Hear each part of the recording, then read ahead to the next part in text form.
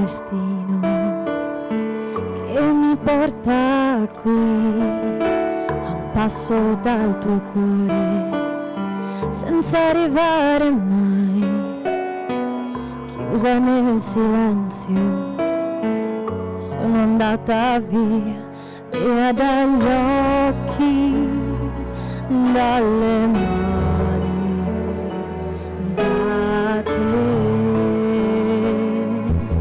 Che donna sarò se non sei con me? E se ti amerò ancora di più?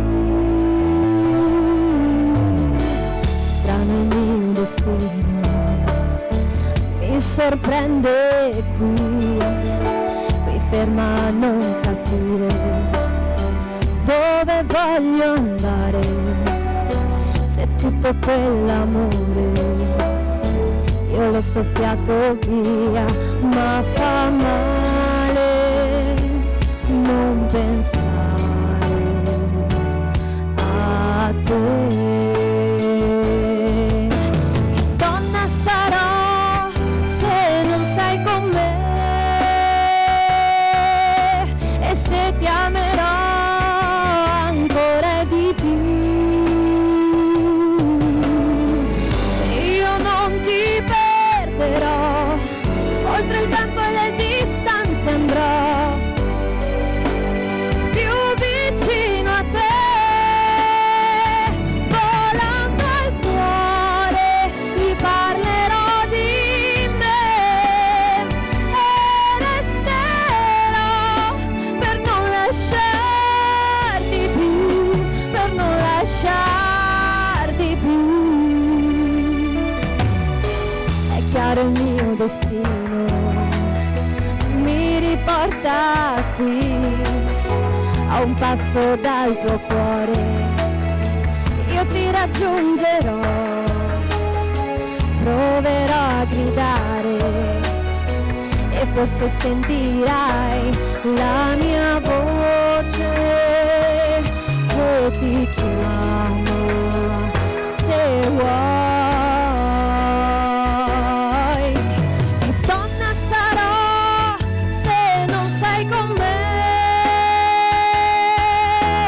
Se ti amerò ancora di più, io non ti perderò, oltre il tempo e le distanze andrò, più vicino a te, volando il cuore, gli parlerò di me e resterò per non lasciarti più, per non lasciarti più, per non lasciarti più, per non lasciarti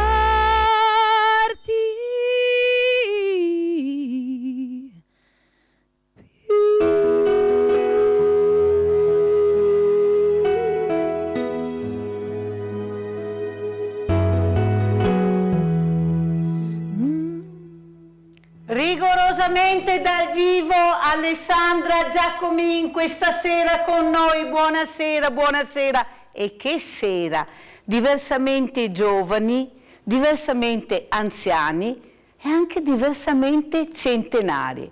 Cominceremo questa sera una storia bellissima, commovente, struggente, che però fa ben sperare, perché non si ha più età. E vi presento subito gli ospiti. Noemi Basso, 101 anni, vicino a lei Daniela Rovelli, fisioterapista. Grazie Noemi di essere qui. Grazie. Ma veramente grazie, poi vedremo cosa combini, che abbiamo visto in giostra. Questa sera vedrete dove è andata Noemi assieme a Pierina Fabretti, 85 anni, e vicino a lei la direttrice dell'Orosa Zarivani, chi non la conosce, Lorenza Baldoni. Buonasera. A tutti, buonasera a tutti voi di essere qui. Allora, io inizierei proprio da te, Lorenza. Io so quanto amore, con quanta passione hai accompagnato in questo percorso della tua vita queste donne anziane. Questo istituto Rosa Zalivani, una donna che in tempi ancora non sospetti aveva già capito quanto importante era dare un'accoglienza, una residenza a queste figure femminili che già a quel tempo avevano lavorato di più, sofferto di più, perché si parla di femminicidi, di botte, ma anche una volta non scherzavano, però era tutto sotto silenzio, e lei ha creato questo istituto meraviglioso che si chiama Rosa Zalivani, che è a Fiera di Treviso. Prego Lorenza, intanto grazie di essere qui questa sera con noi. Grazie a voi, a te Mirella per l'invito. Io appunto coordino la residenza Zalivani, che è stata completamente ricostruita nel 2013, è stata tenuta soltanto la chiesetta che era un po' la cappella della Rosa Zalivani, ma mi piace ricordare questa cosa perché giustamente, come hai detto in prefazione, Rosa Zalivani più di 125 anni fa aveva pensato alle donne. Tutto quello che lei ha lasciato l'ha devoluto appunto sia per opere caritatevoli, sia per in genere per tutto l'ISRA, per beneficenza, ma in particolare la residenza Rosa Zalivani è stata creata proprio solo per le donne. Quindi lei, diciamo, già nel passato ha avuto questa concezione così della donna, non pensando a tutte le sfaccettature che diamo noi, dei femminicidi, probabilmente no, però ha avuto questo pensiero di dire alle donne artiste, alle donne benestanti, alle donne in genere, perché ha messo come testamento proprio, dato una voce particolare alle donne, ecco. Lei ha preso tutto quello che aveva, perché in fin dei conti lei ha fatto assistenza a una ricca signora e da lì ha ereditato tutto. Quindi la Rosa Zalivani questa eredità l'ha messa a disposizione anche della città di Treviso.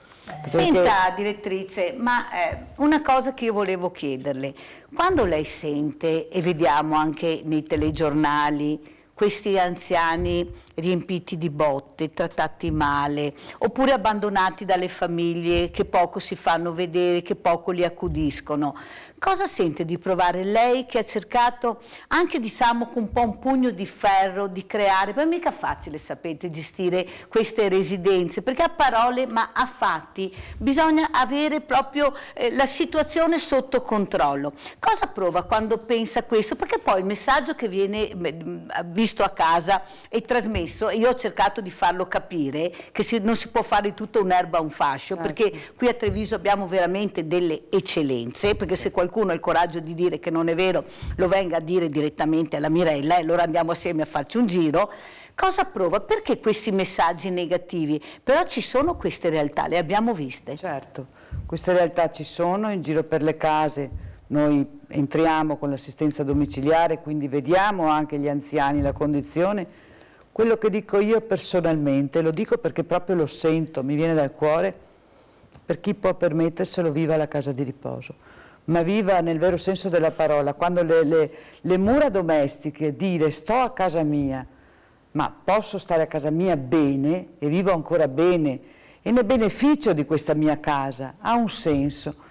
Ma dal momento che la casa ti diventa estranea, che la casa diventa per te anche una prigione per chi non può più muoversi, io dico viva le residenze. Noemi, mi avvicino alla Noemi. Allora, ti ho visto in giostra, poi faremo vedere dove sei andata e cosa hai fatto. Ma per te cosa vuol dire avere 100 anni, Noemi? Non capisco. Cosa vuol dire avere 100 anni per te? Sono contento di essere arrivata intanto per primo. Ola e via. Arrivare a 100 anni. Ho sempre lavorato i campi. Hai capito? Fate la contadina. Hai capito? Andava su per gli alberi come un gatto. Mamma mia. Con la coltella e tagliava e gettava giù. Faceva le punte e andava a mettere le rame ai pomodoro. Pensate, lavorato tanto, Noemi. Sempre lavorato. Ecco. Nella mia vita. Ed era bello lavorare. Bello. È bello lavorare. Vicino a te, che l'accompagna, c'è questa fisioterapista. Per lei, vedere questi anziani, perché dicevano, ma non parlano, no, loro parlano benissimo e si fanno capire benissimo. Cosa vuol dire anche per voi giovani accudire, ma proprio in senso amorevole, queste persone? Perché sì, fate dei massaggi, delle terapie, però siete per loro dei familiari quasi, perché io vedo come vi guardano, come vi ascoltano. Cosa vuol dire per lei, Daniela Rovelli, a fare questo lavoro? Perché ha deciso di fare questo lavoro? Beh, io sono fisioterapista da tanti anni, però solo negli ultimi anni lavoro con gli anziani.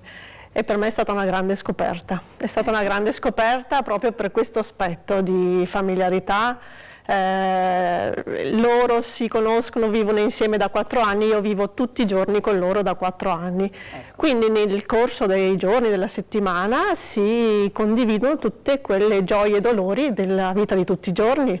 Io vedo Noemi sorridente, l'ho vista a Luna Park sorridente, la vedo qui tranquilla, beata, contenta, guardate, perciò è merito anche vostro questo, perché loro sentono, capiscono, è inutile che me la vengano a raccontare, se loro stanno bene lo dimostrano, se stanno male altro. Cosa vuol dire per lei vedere il sorriso di queste nostre centenarie? Beh, Allora, è centenaria. Dimmi, mi davano i sacchi di parrocchie sulle spalle e portava la scala 12 scalini. pensati, nel granaio. quel sacco del grano, quanta purtroppo. fatica. Prego Daniela. Beh, senza dubbio sono persone che hanno faticato una vita, hanno fatto una vita di sacrifici, però loro dimostrano come si può, adesso che non hanno da lavorare e possono vivere insieme, possono ancora divertirsi e fare movimento, essere attive divertendosi.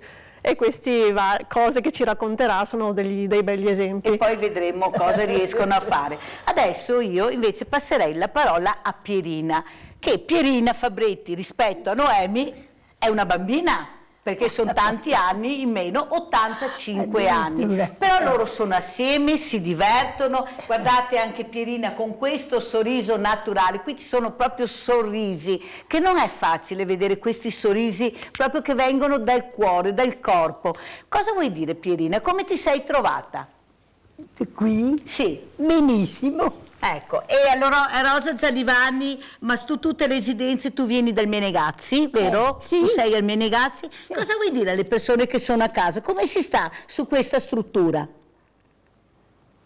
Cosa potrei dirmi? Ti trovi tu bene? Molto, Ecco, sentite, molto bene. sei accudita bene? Certo. Ecco, vedete, io faccio le domande a loro perché sono loro che devono rispondere, Sì, sono sì. altri che devono rispondere. Sì, e sì. poi ti portano anche in giro Oh, a altro- giocare, a altro- fare sport. E allora, sai cosa facciamo, Pierina? Sì, sì. Guarda, Dimmi. andiamo col servizio e guardate cosa vi facciamo vedere.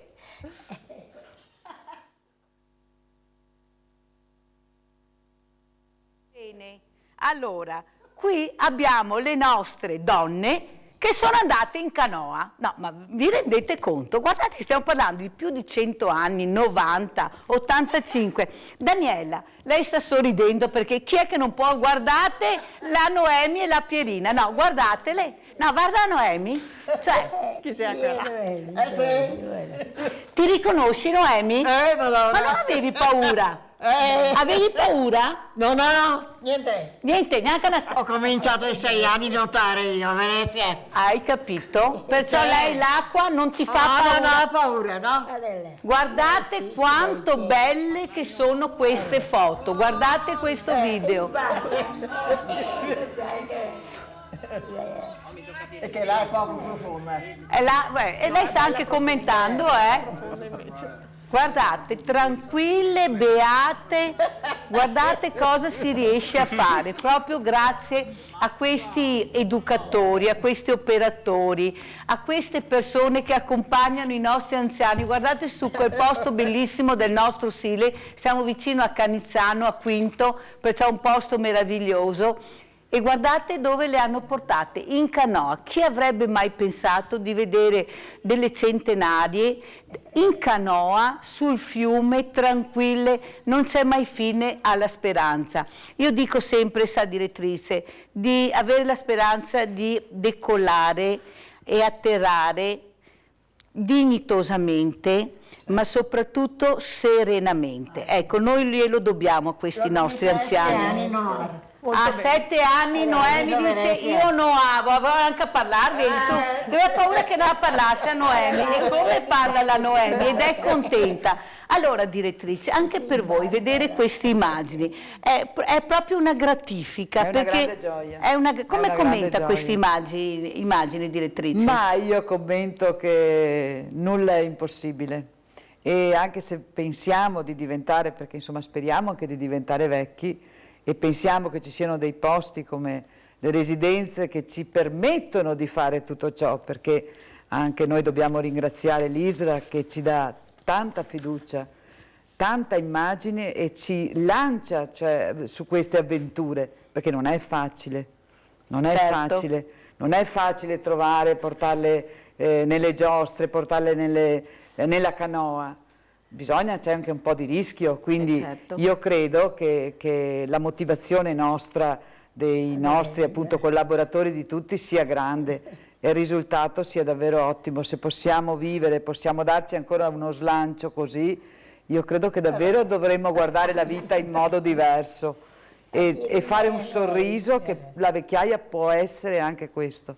Può Ecco, essere anche questo. La vecchiaia può essere anche questo, però accompagnata da persone di fiducia, Certo. da persone preparate. Ecco, questo dimostra quanta preparazione, quanta sicurezza per portare queste persone Certo. avete voi, perché siete voi poi che decidete il da farsi, come comportarvi. Certo. Perciò vuol dire che voi siete figure quando vi muovete, siete proprio sicure. Siamo il motore. Esatto, Siamo io ho un visto motore. anche a Luna Park che qualcuno diceva mamma mia, le la persone ruota. con l'Alzheimer, nella Luna Park, la ruota, e invece tutto tranquillo, Sì. erano contenti, hanno mangiato la frittella, le castagne, sì. perciò è stato un momento, poi vederle nella ruota panoramica è stato il una roba massimo del meravigliosa. massimo, una cosa. Meravigliosa. Ecco, quando decidete di fare queste iniziative, avete dei problemi, dei paletti con le famiglie? Perché io so che forse è qualche familiare quello che ha paura, forse ha più paura di loro di salire in giostra magari. Effettivamente è così, qualche familiare sì, ma poi insomma quando vedono il nostro obiettivo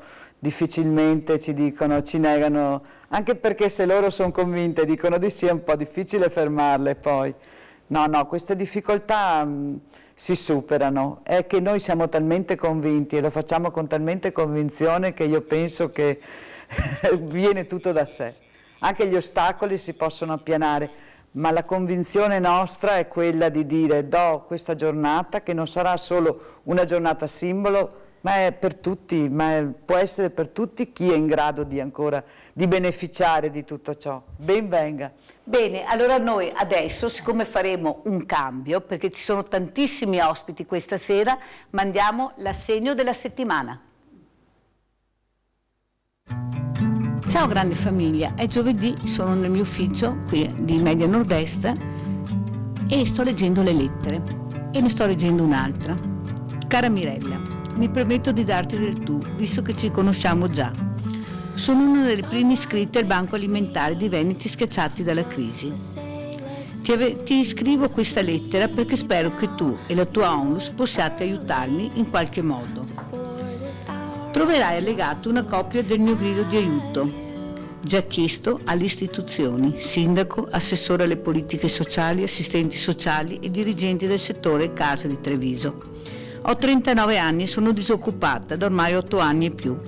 Ho seri problemi di salute, compresa una malattia rara e degenerativa agli occhi. Campo, o meglio, sopravvivo attualmente con 250 euro di reddito di cittadinanza, da 4 mesi con un ISEE di 1.630 euro, frutto di saltuari lavoretti con anziani, disabili e malati. Attualmente sono senza energia elettrica e gas perché purtroppo non riesco più a far fronte alle innumerevoli bollette che arrivano in continuazione. Ho continui e forti attacchi di panico e sono depressa perché la situazione è ormai diventata insostenibile. Sono in cura con forti psicofarmaci, ma sembra non fare mai effetto. Troppi pensieri, troppi problemi, nessun aiuto concreto per aiutarmi in questo disagio sociale. Tramite consiglio del mio medico ho presentato recentemente anche domanda per l'invalidità e anche per quella della legge 68 per un collocamento iniziato nelle categorie protette. Sai meglio di me che purtroppo i tempi saranno lunghi e nel frattempo vivo così, affranta e nello stesso tempo speranzosa nella comprensione e umanità di qualcuno. Nella vita ho sempre aiutato le persone e continuerò sempre a farlo. Non sono una donna che chiede, ho sempre cercato anche con poco di stringere i denti e andare avanti. Un'ora, purtroppo, ad ora il mio fisico non me lo permette più. Fa fatica, molta fatica, ma ora sono costretta a chiedere aiuto, non posso più continuare così. Mi affido a te, alla tua compassione verso il disagio sociale e mi aggrappo alla fiducia di un tuo contatto per un aiuto concreto, con stima. Allora, anche questa settimana un'altra donna, un'altra persona non giovane che non ce la fa più. Noi naturalmente prendiamo sempre i contatti con i servizi sociali, lei l'ha fatto, però in attesa cosa facciamo? Che questo aiuto arrivi. Dobbiamo cercare di sollevare queste persone, di non far perdere loro la fiducia, la dignità, ma soprattutto la concretezza di un qualcosa di reale, di vero, di toccare con mano subito, non domani, dopodomani, fra 15 giorni, un mese. Ora, adesso, il domani è domani. Andiamo a vedere, perché la signora che mi ha scritto questa lettera è qui da me.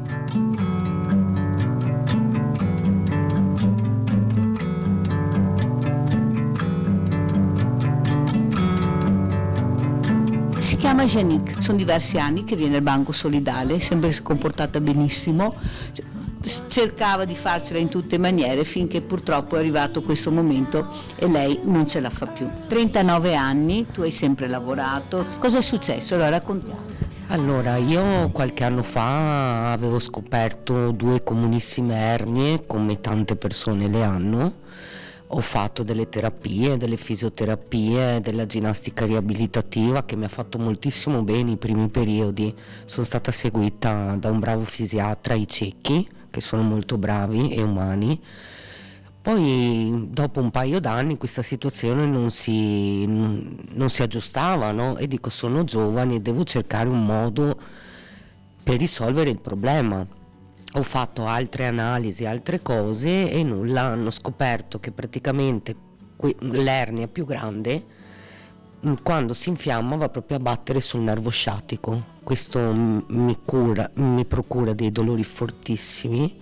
Dopo di questo, nell'insieme, all'inizio di quest'anno ho scoperto di avere questa malattia rara, genetica e degenerativa alla cornea, si chiama cheratocono e chi ne soffre sa quanto è difficile convivere con questa malattia. Cosa comporta questa malattia? Allora, diciamo che di base comporta un astigmatismo forte, quindi vuol dire che tu da qua a un paio di metri vedi già le persone con delle ombre. Questa è una parte del discorso e della tua vita, però c'è la parte che tu non riesci più a lavorare. No, io faccio fatica, chi mi conosce sa che io ho sempre aiutato le persone più deboli, anche quando non potevo ho fatto l'impossibile. Quello che io non capisco è come mai non me l'hai detto subito, perché mi hai scritto la lettera? Io di base sono una persona che nella vita ha sempre cercato di arrangiarsi da sola, ma non per farmi vedere forte, ok, perché sono stata allevata in questo modo, nel senso che la forza di volontà è la prima cosa importante che mi ha insegnato mia madre. Purtroppo arrivi a un certo punto che devi mettere l'orgoglio da parte. Io le prime volte, anche quando venivo in banco da te, io mi vergognavo. Lo so. Io mi vergognavo perché non sono una persona... Non avresti mai pensato di fare una fine? No. Non una fine nel senso, ma di non avere proprio più la possibilità di mantenere. No, perché poi non è facile, perché sono sempre stata dall'altra parte, quindi ho sempre aiutato gli altri. E trovarmi nella vita a dover essere io da questa parte adesso non è facile. Adesso il problema è che prima, se non ce la facevo, però comunque riuscivo a lavoricchiare, fare qualcosa, no? Qualche assistenza in ospedale, qualche aiuto in casa dagli anziani, lavarli, vestirli, fare qualcosa. ma adesso io non riesco più a fare determinate attività lavorative e quindi non posso neanche più contare su me stessa. Ma cosa ti hanno detto gli assistenti sociali? Qual è l'aiuto che arriverà? Allora, adesso l'aiuto dovrebbe arrivare per qualche mese perché, come dicevi tu prima nella lettera, ho fatto domanda per l'invalidità civile e per entrare nelle categorie protette. Purtroppo i tempi saranno lunghissimi perché già mi hanno detto mettiti il cuore in pace, scusa, che almeno un anno prima che si fa tutta la pratica passerà. Io sono andata dalla mia assistente sociale che ha la stessa lettera che hai in mano tu, mi ha fatto un incontro, abbiamo parlato, anche lei è rimasta molto stupita. Mi ha detto guarda adesso facciamo una riunione, un comitato con i vari dirigenti e cerchiamo di venirti incontro con un mensile per un tot di periodo. In attesa che questi aiuti arriveranno, Janik, noi ti diamo un assegno della grande famiglia di Rete Veneta. Cosa vuoi dire? Allora, innanzitutto volevo ringraziare te Mirella e l'associazione Veneti Schiacciati dalla Crisi, questa grande famiglia che ha preso a cuore la mia situazione. Quindi vi ringrazio tutti quanti. Per il carattere che ho mi sentirò sempre in debito perché ho questo orgoglio innato dentro, quindi... No, noi non abbiamo debiti, sai. Con nessuno e neanche tu li devi avere, noi dobbiamo solo cercare di rialzare le persone in difficoltà. Ripeto, grazie a questa grande famiglia ci riusciamo, ogni settimana diamo un po' di ossigeno, perciò tu non devi sentirti in debito, devi solo cercare di tirarti su. Io ti auguro veramente di ritornare in piedi come ti ho conosciuto, di ritornare a sperare nel futuro. Adesso con il reddito di cittadinanza dovrebbe arrivarti anche un lavoro adatto alle tue condizioni di salute e vedremo assieme di rimetterti in piedi perché naturalmente quei problemi che hai di salute hai bisogno di un lavoro qualcosa di adeguato al tuo stato di salute. Perciò io ringrazio voi soprattutto perché anche questa settimana siamo riusciti a rimettere in piedi, dando un po' di ossigeno a un'altra giovane donna, 39 anni. Pensate, iniziano i problemi, iniziano le malattie, però non deve mai iniziare di perdere la speranza, nessuno, mai nessuno deve perdere la speranza. Ciao. Grazie, ciao. I don't wanna go, but I can't say I've had a good time. Allora, abbiamo visto Janik, abbiamo Noemi che continua a commentare l'assegno, lei sempre sorridente e tranquilla, abbiamo visto appunto il centenario e la 39enne. Chissà quante 39enne direttrici ci saranno a casa, ventenni anche, trentenni, che non riescono a collocarsi anche per problemi di salute. E perciò noi cerchiamo veramente di rimettere, di dare un po' di dignità, ecco, un po' di serenità a queste persone grazie a questa grande famiglia che abbiamo. Adesso vicino a Noemi è arrivata Erika Stradiotto, che è una coordinatrice di nuclei e anche del Menegazzi. E c'è un'altra volta, un'altra sorpresa, guardatelo bene, chi è? Voi l'avete già visto, perché è un ragazzo, chi sei? Francesco Gugliotto. E perché sei qua, Francesco, anche questo lunedì? Perché oggi faremo vedere Il mio murale. Ecco, il murales che l'altra sera e quel lunedì non siamo riusciti a farlo vedere. Questa sera vedremo il murales che ha realizzato allo Zalivani Francesco Gugliotto e daremo la parola anche a lui perché ha realizzato questo murales. Però adesso vorrei rivolgermi a Erika Stradiotto. Allora, lei è una coordinatrice e cosa si sente dire vedendo le immagini del Luna Park, della canoa, la vitalità che hanno ancora queste centenarie? Che avrebbe mai pensato di avere dei centenari che vanno in canoa, che vanno sulla ruota panoramica, che ancora riescono a dire quello che pensano e si ricordano del lavoro di una volta, quanto ho lavorato, però lo dicono anche come fosse una cosa naturale, che anzi faceva bene. Prego Erika. Ma sa Mirella, io sono in Isra da 18 anni e da sempre questo è stato il nostro obiettivo, cioè permettere alle persone di mantenere la propria identità fino alla fine e fare in modo che quella che è la passione e che è la volontà, la voglia di vivere potesse trovare uno spazio adeguato. È vero che non tutti gli anziani a cui noi diamo cura sono in gamba come la nostra Noemi, però anche per loro noi cerchiamo di creare dei momenti di benessere, di gioia, pur con magari risorse un po' più limitate. La cosa fondamentale è che sono persone, e persone che non hanno bisogno della nostra pietà, non hanno bisogno della nostra, come posso dire, sì, compassione, ma hanno bisogno che permettiamo loro di essere se stessi fino alla fine, di decidere ancora, perché anche in casa di riposo posso decidere se voglio vestirmi di colore bianco, se voglio vestirmi di colore rosso, perché in casa di riposo ancora posso dire sì, sono vivo. E questo è l'obiettivo che ci spinge ogni giorno a venire al lavoro e cercare di fare il meglio per loro, ma anche per noi. Io ho visto poi che oltre a queste iniziative bellissime fate anche la pet therapy. Sì. E io ho visto questi anziani quanto felici sono quando vedono questi cani meravigliosi che voi portate in queste residenze. Però ne vedo sempre pochi rispetto a quello che si potrebbe portare e fare. Cosa vorrebbe dire questa sera? Che appello vorrebbe lanciare per aiutare ancora di più anche questi volontari a venire da voi in queste residenze? Sì, allora le nostre porte sono sempre aperte, l'animale, il cane, così come i bambini sono delle creature che permettono a queste persone, anche a chi non è più capace di esprimersi come lo facciamo noi, di usare questo veicolo per provare ancora gioia, ancora emozioni, perché io sono vivo quando posso provare delle emozioni, e quindi sicuramente noi abbiamo il dovere di promuovere queste iniziative e di accogliere tutti coloro che hanno voglia di sperimentarsi anche in questo. Chiaramente noi vogliamo gente preparata, perché questo, ecco, è una cosa importante, Mirella, non basta il buonsenso, non basta il buonsenso per prendersi cura di queste persone, bisogna sapere quello che si fa, bisogna avere in testa anche degli obiettivi ben chiari, bisogna formarsi e essere preparati. Anche quando lo si fa come volontari è importante sapere che si viene lì per loro e non per noi stessi.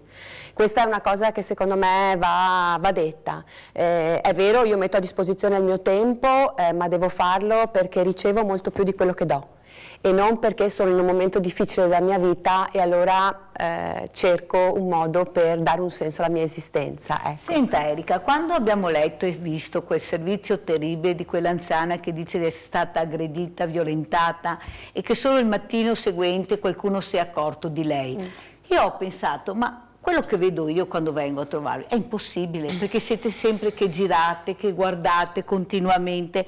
È mai possibile che in una notte terribile nessuno si sia accorto di niente? Io lo chiedo a lei, poi lo chiederò anche alla direttrice. È mai possibile, secondo voi, che possa succedere questo nel silenzio totale? Purtroppo sì. In alcune situazioni può succedere. Io Sentite spero, cosa dice Erika. Certo, perché quello che facciamo noi, io parlo come coordinatore, è di lavorare con le squadre che abbiamo per creare fiducia, per creare cultura, per fare in modo che chi non è motivato venga allontanato. Ma lei sa, la rete a volte non è sempre larga, cioè sempre stretta, e qualcuno... Io spero sempre che non capiti, insomma, mai. È una cosa terribile ed è una cosa non vergognosa. Sentire questa grida e questa persona che urlava? Possibile che non ci fosse nessuno che sentiva, secondo lei? Io credo che qualcuno possa aver sentito e non abbia detto, però non ero lì, e quindi diventa difficile. Direttrice, ecco, Lorenza, lei cosa dice? È possibile questo? Io penso che sia un caso, mi auguro sporadico, ma tutto è possibile. Io sono anche una persona che per mia indole credo sempre all'anziano. Indipendentemente da quello che sia successo, anche che ti dicono tutti i giorni mi hanno rubato, che è la frase fatidica, mi manca, io la prima cosa che chiedo è che cosa, andiamo a vedere. Non dico è impossibile, hanno rubato anche la tua vicina, cioè... tutto purtroppo non possiamo mettere. E qui parliamo di ascolto agli anziani. Qui parliamo di ascolto agli anziani, di ascolto, ma come ascoltiamo la vicenda purtroppo drammatica, può succedere nelle migliori famiglie, come si suol dire. Si augura, insomma, che sia stato un fatto a sé anomalo un po', però purtroppo a volte qualcosa può capitare. Avete visto, non si sono nascoste dietro un dito dicendo no, non può essere, non è vero. Può succedere. perché il nemico è sempre dietro l'angolo, non sai mai chi è il nemico, quando arriverà, perciò anche con questa rete, come diceva anche Erika, non sempre è possibile tutelare. Ma secondo lei, direttrice, le telecamere funzionano, dovrebbero essere messe, come vede lei la storia delle telecamere? Beh, le telecamere adesso sono per l'esterno, noi le abbiamo solo per l'esterno, non abbiamo una telecamera interna. Se cominciamo a aprire questo tema qui, parliamo fin domani, cioè non c'è... Però io sono, sinceramente, io sono contraria, Avete sentito? perché io credo nei nostri operatori che sono tutti formati, e se è capitato non possiamo guardare il caso per metterci tutti con il Però se fucile non ci puntato. fossero state le telecamere, noi in certi casi non li avremmo mai scoperti, direttrice. Certo, ma le telecamere in certi casi sono stati messi perché c'era un motivo, Una perché situazione. c'era una segnalazione. Questo è un altro discorso, ma che io prenda già e metta le telecamere, come era stato ipotizzato, in qualsiasi reparto per controllare. Io questa cosa, io spero di andarmene e me ne vado prima sicuramente. Perché perderemo sono la proprio... direttrice, nel senso che andrà in pensione, sì. non perché sì, si non è in questo stancata, senso qua. ecco, ma perché... No, ma io non questa cosa qui sono proprio Erika, contraria. lei per le Sì, telecamere? io condivido, nel senso che preferisco creare cultura e creare fiducia nella squadra con cui lavoro. Poi è stato dimostrato che alla lunga le persone si dimenticano delle telecamere, quindi è come se sparissero. E quindi alla fine poi, come posso dire, il vantaggio di prevenzione non si ha più. Certo. Servono solo per verificare, insomma, il caso. E noi invece con le telecamere siamo andati a Rosa Zalivani a vedere questo bellissimo murale che ha fatto Francesco Guiotto. Andiamo a vedere. Questa stanza è una stanza che viene usata quotidianamente dalle signore del terzo piano per recitare rosario e anche con le nostre volontarie che vengono a fare delle attività con le signore. È una stanza molto sentita e proprio le signore ci hanno chiesto se poteva essere risistemata. Loro ci hanno proposto il tema della piazza proprio perché è un luogo di condivisione e di socializzazione e quindi abbiamo proposto al liceo artistico di pensare a un progetto che riguardasse la piazza e questo è il senso, no, di questo scambio fra ragazzi giovani, scuole e le nostre signore che sono comunque promotrici di iniziative, di idee e sono ancora cittadine attive. Abbiamo accolto l'invito dell'ISRA per un progetto che vedesse insieme le generazioni, quindi non semplicemente trasmissivo, ma i nonni, le nonne, anzi perché qui è una residenza per signore, hanno lavorato insieme ai nostri ragazzi, li hanno coccolati, li hanno supportati e i nostri ragazzi hanno saputo dare molto con le loro abilità artistiche e anche e soprattutto con il loro spessore umano, che è una dimensione da ricordare. Ci siamo aperte, abbiamo aperto in particolare i cancelli della nostra residenza non solo a tutti i nostri vicini ma anche alle scuole, quindi ecco che questo rapporto è nato proprio è nato nel momento in cui abbiamo detto vogliamo che i ragazzi facciano parte della vita delle nostre residenti. Credo che siamo veramente un istituto a porte aperte a 360 gradi. I nostri residenti possono essere visitati dalle 7 del mattino fino a mezzanotte, tutti i giorni, senza orari, a porte aperte assolutamente, perché quando un familiare ha bisogno di vedere il suo residente deve avere porte aperte. Peraltro sui compleanni e su tutte le altre cose davvero noi ogni mese festeggiamo tutti i compleanni di ogni residenza, oltre a festeggiare i centenari e gli ultracentenari. Il lavoro è sicuramente un lavoro molto complesso perché i ragazzi devono tenere conto del luogo in cui intervengono, non si tratta di una discoteca, non è un luogo di divertimento ma è un luogo di cura per persone anziane e residenti e quindi tutto il lavoro è stato progettato per sostenere le richieste di queste persone e anche per abbellire lo spazio in modo che potesse essere più funzionale. Questo è il mio bozzetto finale e come si può vedere per la parete più lunga ho ideato uno spazio aperto con del verde scandito dagli alberi, mentre per la parete più corta, nella quale rappresenta una colonna in mezzo, ho deciso di inglobarla all'interno del mio progetto andando a costruire questa arcata dietro la quale si sarebbe trovata la mia piazza. Ho preso spunto da piazze rinascimentali e neoclassiche, arrivando a una sintetizzazione semplice da comprendere e da vedere. I colori sono stati scelti dei colori pastello, chiari, molto tenui e riposanti e non chiassosi. Penso che sia stata un'esperienza che ci abbia arricchito proprio a livello umanitario. Avere a che fare con persone di un'età così diversa dalla nostra, un mondo che noi giovani non viviamo quotidianamente, aver avuto l'occasione di averne a che fare in questo modo nel nostro settore penso che ci abbia veramente arricchito. Prima era un po' anonima, cioè nel senso una stanza ovviamente della struttura. Allora, siccome io con le mie nonne parlo di come erano i loro tempi, di come è il mondo d'ora, faccio dei paragoni su prima e dopo. E loro, per esempio, il discorso della piazza avevamo già preso in considerazione cosa significava ai loro tempi la piazza. Non c'era la televisione, cinema c'era poco. Di conseguenza loro tante volte mi parlavano dell'importanza della piazza ai loro tempi. Adesso ce l'hanno, la piazza, e qui noi vivremo, in questa piazza noi vivremo. Ma è una meraviglia, sono meravigliosi e perfetti. Guarda che sono tanto curiosa su queste robe. Io ho tanti anni, ma capisco. Mi piace, pitturo anch'io, sa. Sì, e anche acquarello che mi piace creare, no? Dipingere, creare. Per me mi fa vivere. Francesco, hai sentito, 95 anni, diceva la direttrice, creare.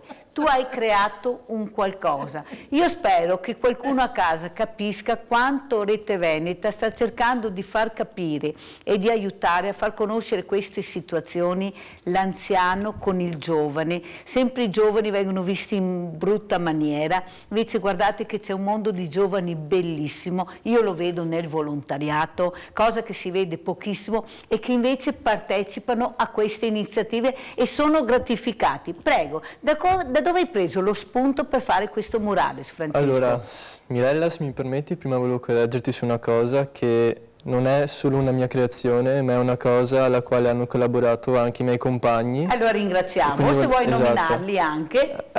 Nome, qualche nome, dai. La Diletta, Dai, Gaia, stasera Lorenzo, ci Nicola, vedono, sì, dai. ci Allora, vedono, la ci Diletta. metta, la Gaia, Lorenzo, la Avete Laura, la sentito? Luana.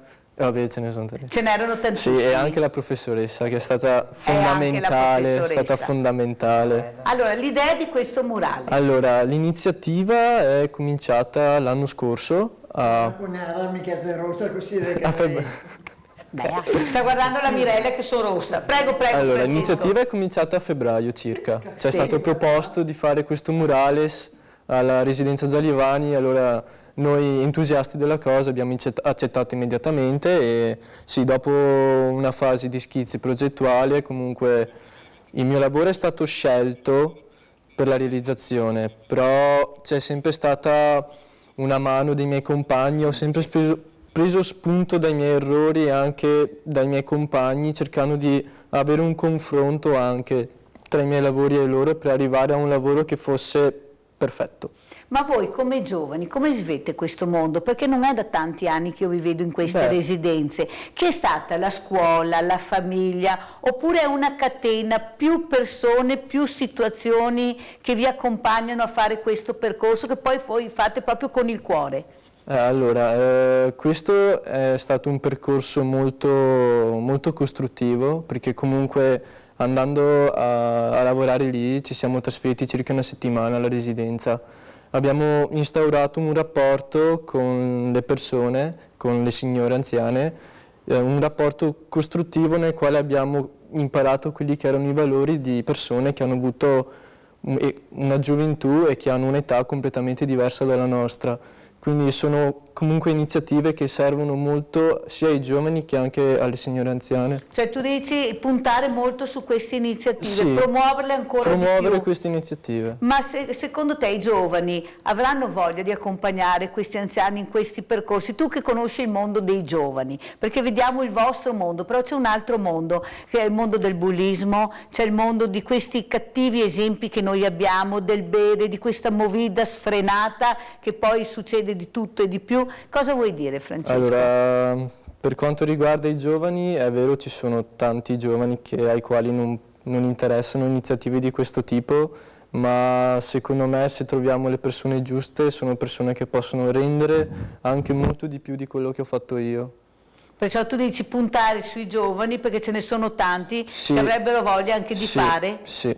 Ecco, Sì, voglio di direttrice, fare cosa e di vuole dire aiutare. Francesco dopo aver visto anche questo murales bellissimo che è stato realizzato nella sua residenza? Sì, è stato un progetto fantastico davvero.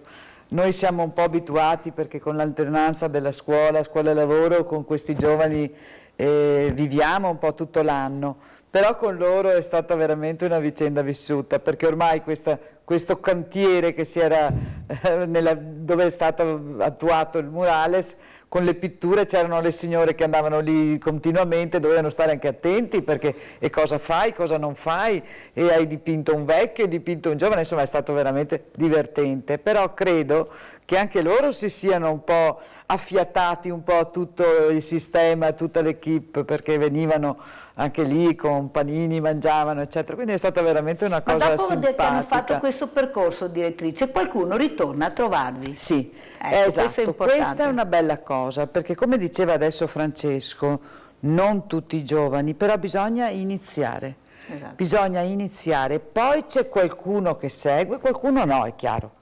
Non tutti amano stare con persone di 95, 80, eccetera, però basta 1 o 2 e la catena inizia. E di tutte le scuole, devo dire, ogni anno vengono un sacco di ragazzi a trovare, perché si sono prese un po', noi diciamo, in affido qualche nonna che più simpatica, più carina, che ha fatto la confidenza. No, è una cosa che serve molto e la trovo straordinaria davvero. Erika, quando io vengo, e vengo anche spesso, vedo anche non solo questo, ma il trucco, l'abbinamento dei vestiti, ecco, queste cose che poi l'anziano ci tiene, la collana, l'anello. Voi non vi dimenticate mai di niente, sono sempre preparate.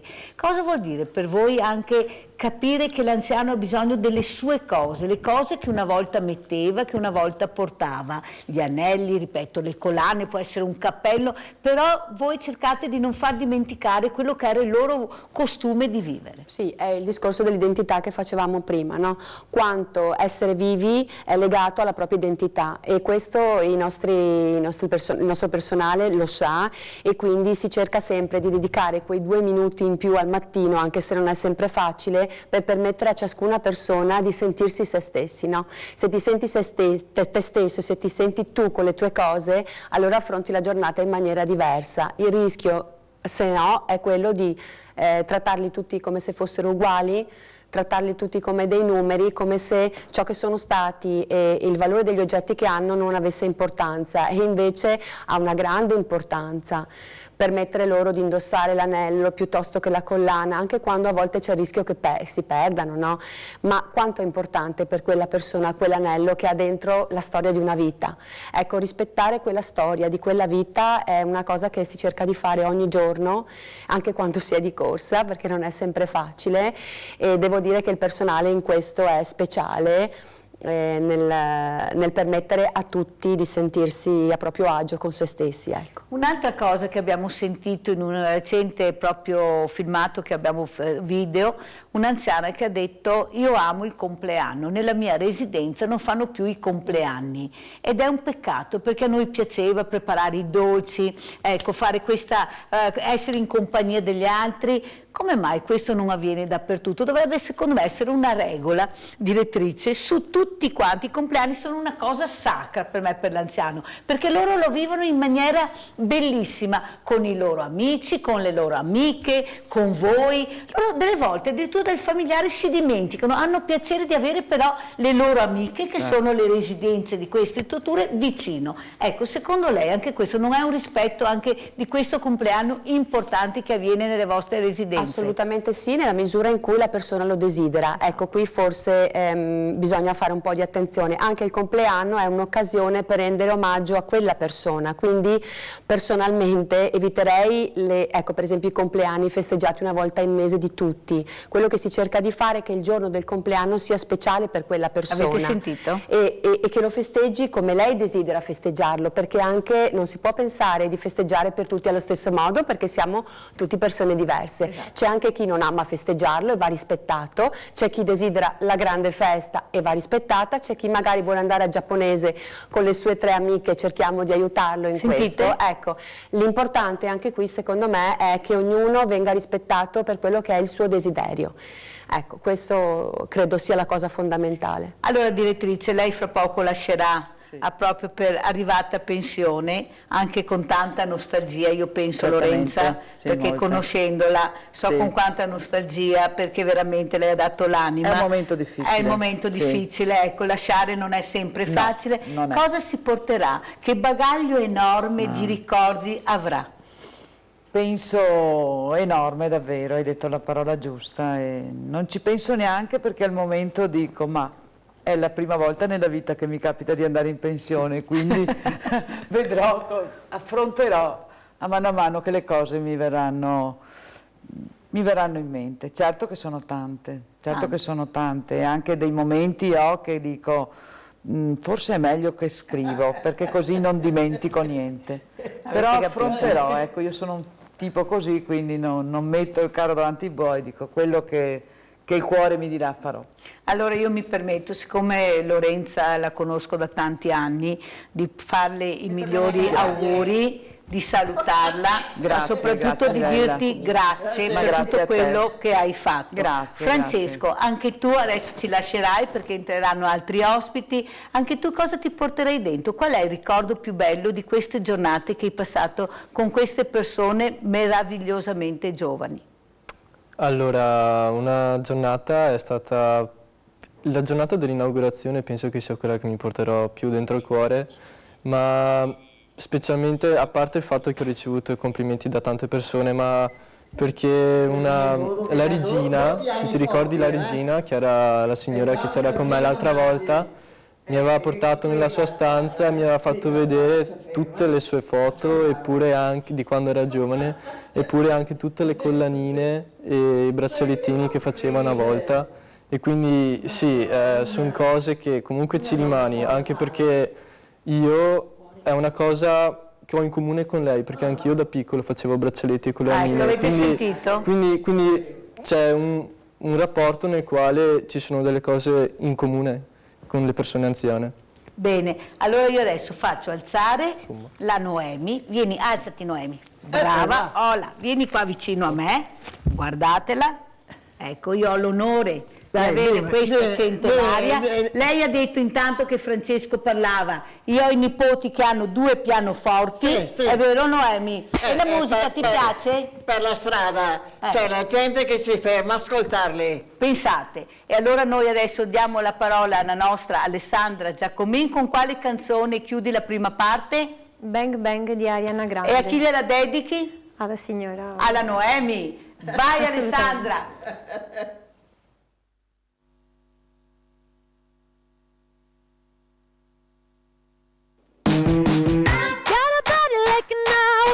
But I can give it to you all the time.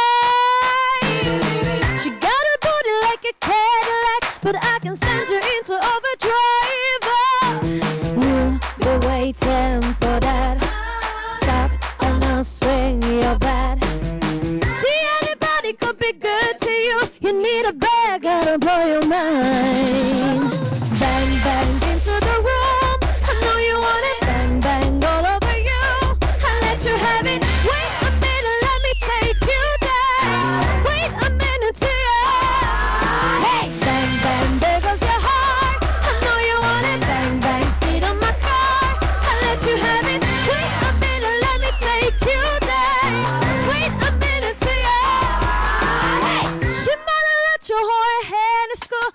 come show me how to graduate. No, I don't need to hear the talk, just come and show me what your mama gave. Oh, yeah, I got very big mouth, but don't say a thing. See, anybody could be bad to you. You need a good girl to blow your mind. Bang, bang into the room. I know you want it. Bang, bang all over you. I let you have it. Wait a minute, let me take you there. Wait a minute to you. Hey, bang, bang, there goes your heart. I know you want it. Bang, bang, sit on my car. I let you have it. Wait a minute, let me take you there. Wait a minute to you. It's mixed, it's got it, it's frizz, in the butter, it's sneaky for trouble, it's all. Swing it in a rod of wheat, win it in a lot of wheat, dipping in a pot of wood, floor, get it so goodness, whipping out good, in a right, edging in that cool, go, bet, ramen, bet, cocky and cream, Nikki dominant, prominent, it's me, Jesse and Ari, if they test me, they're sorry, riders up like a Harley, then pull up in this Ferrari, if we hanging when banging, phone ringing, his langing, hey Nick, karaoke night, but good the mic, cause I'm singing, all B, to the A, to the N, to the G, so, hey, B, to the A, to the N, to the G, to the hey. See, anybody could be good to you. You need a bag to blow your mind. Bang, bang into the room. I know you want it. Bang, bang all over you. I let you have it. Wait a minute, let me take you there. Wait a minute to you. Hey, bang, bang, there goes your heart. I know you want it. Bang, bang, sit on my car. I let you have it. Wait a minute, let me take you there. Wait a minute to you. Bang, bang into the room. I know you want it, baby. I let you have it. Bang, bang, bang, bang, bang, bang, bang, bang, bang, bang, bang, bang, bang. There goes your heart. I know you want it. Bang, bang, sit on my car. I let you have it. Wait a minute, let me take you there. Wait a minute to you. Bravissima, bravissima, anche Noemi ha detto brava. A tra pochissimo, non cambiate canale.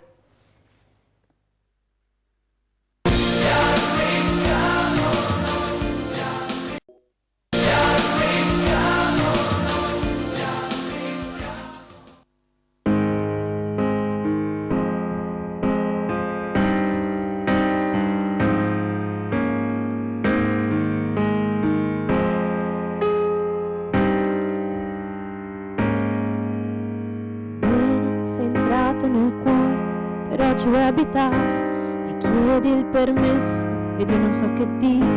Premetto che prima alla parola amore tremavo. Ora che vivo la storia più libera del mondo, che sento nell'aria il bene più profondo, a volte ho paura che crolli tutto quanto. Non è razionale, non lo puoi spiegare, tremano le gambe mentre ride il cuore. Chiudi la finestra che c'è troppo sole, anche quando piove, anche quando piove. Meraviglioso amore mio, meraviglioso come un quadro che ha dipinto Dio con dentro il nostro nome. Meraviglioso amore mio, bisogna averne cura, stringiti forte su di me, così non ho paura mai, così non ho paura mai.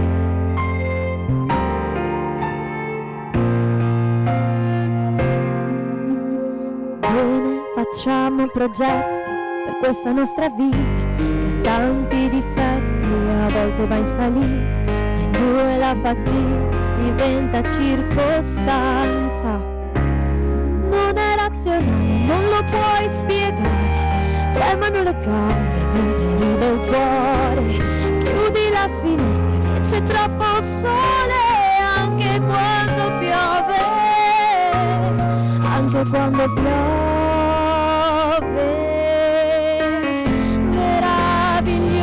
meraviglioso amore mio, meraviglioso come un quadro che ha dipinto Dio, con dentro il nostro nome, meraviglioso amore mio, bisogna averne cura, stringiti forte su di me, così non ho paura mai, così non ho paura mai.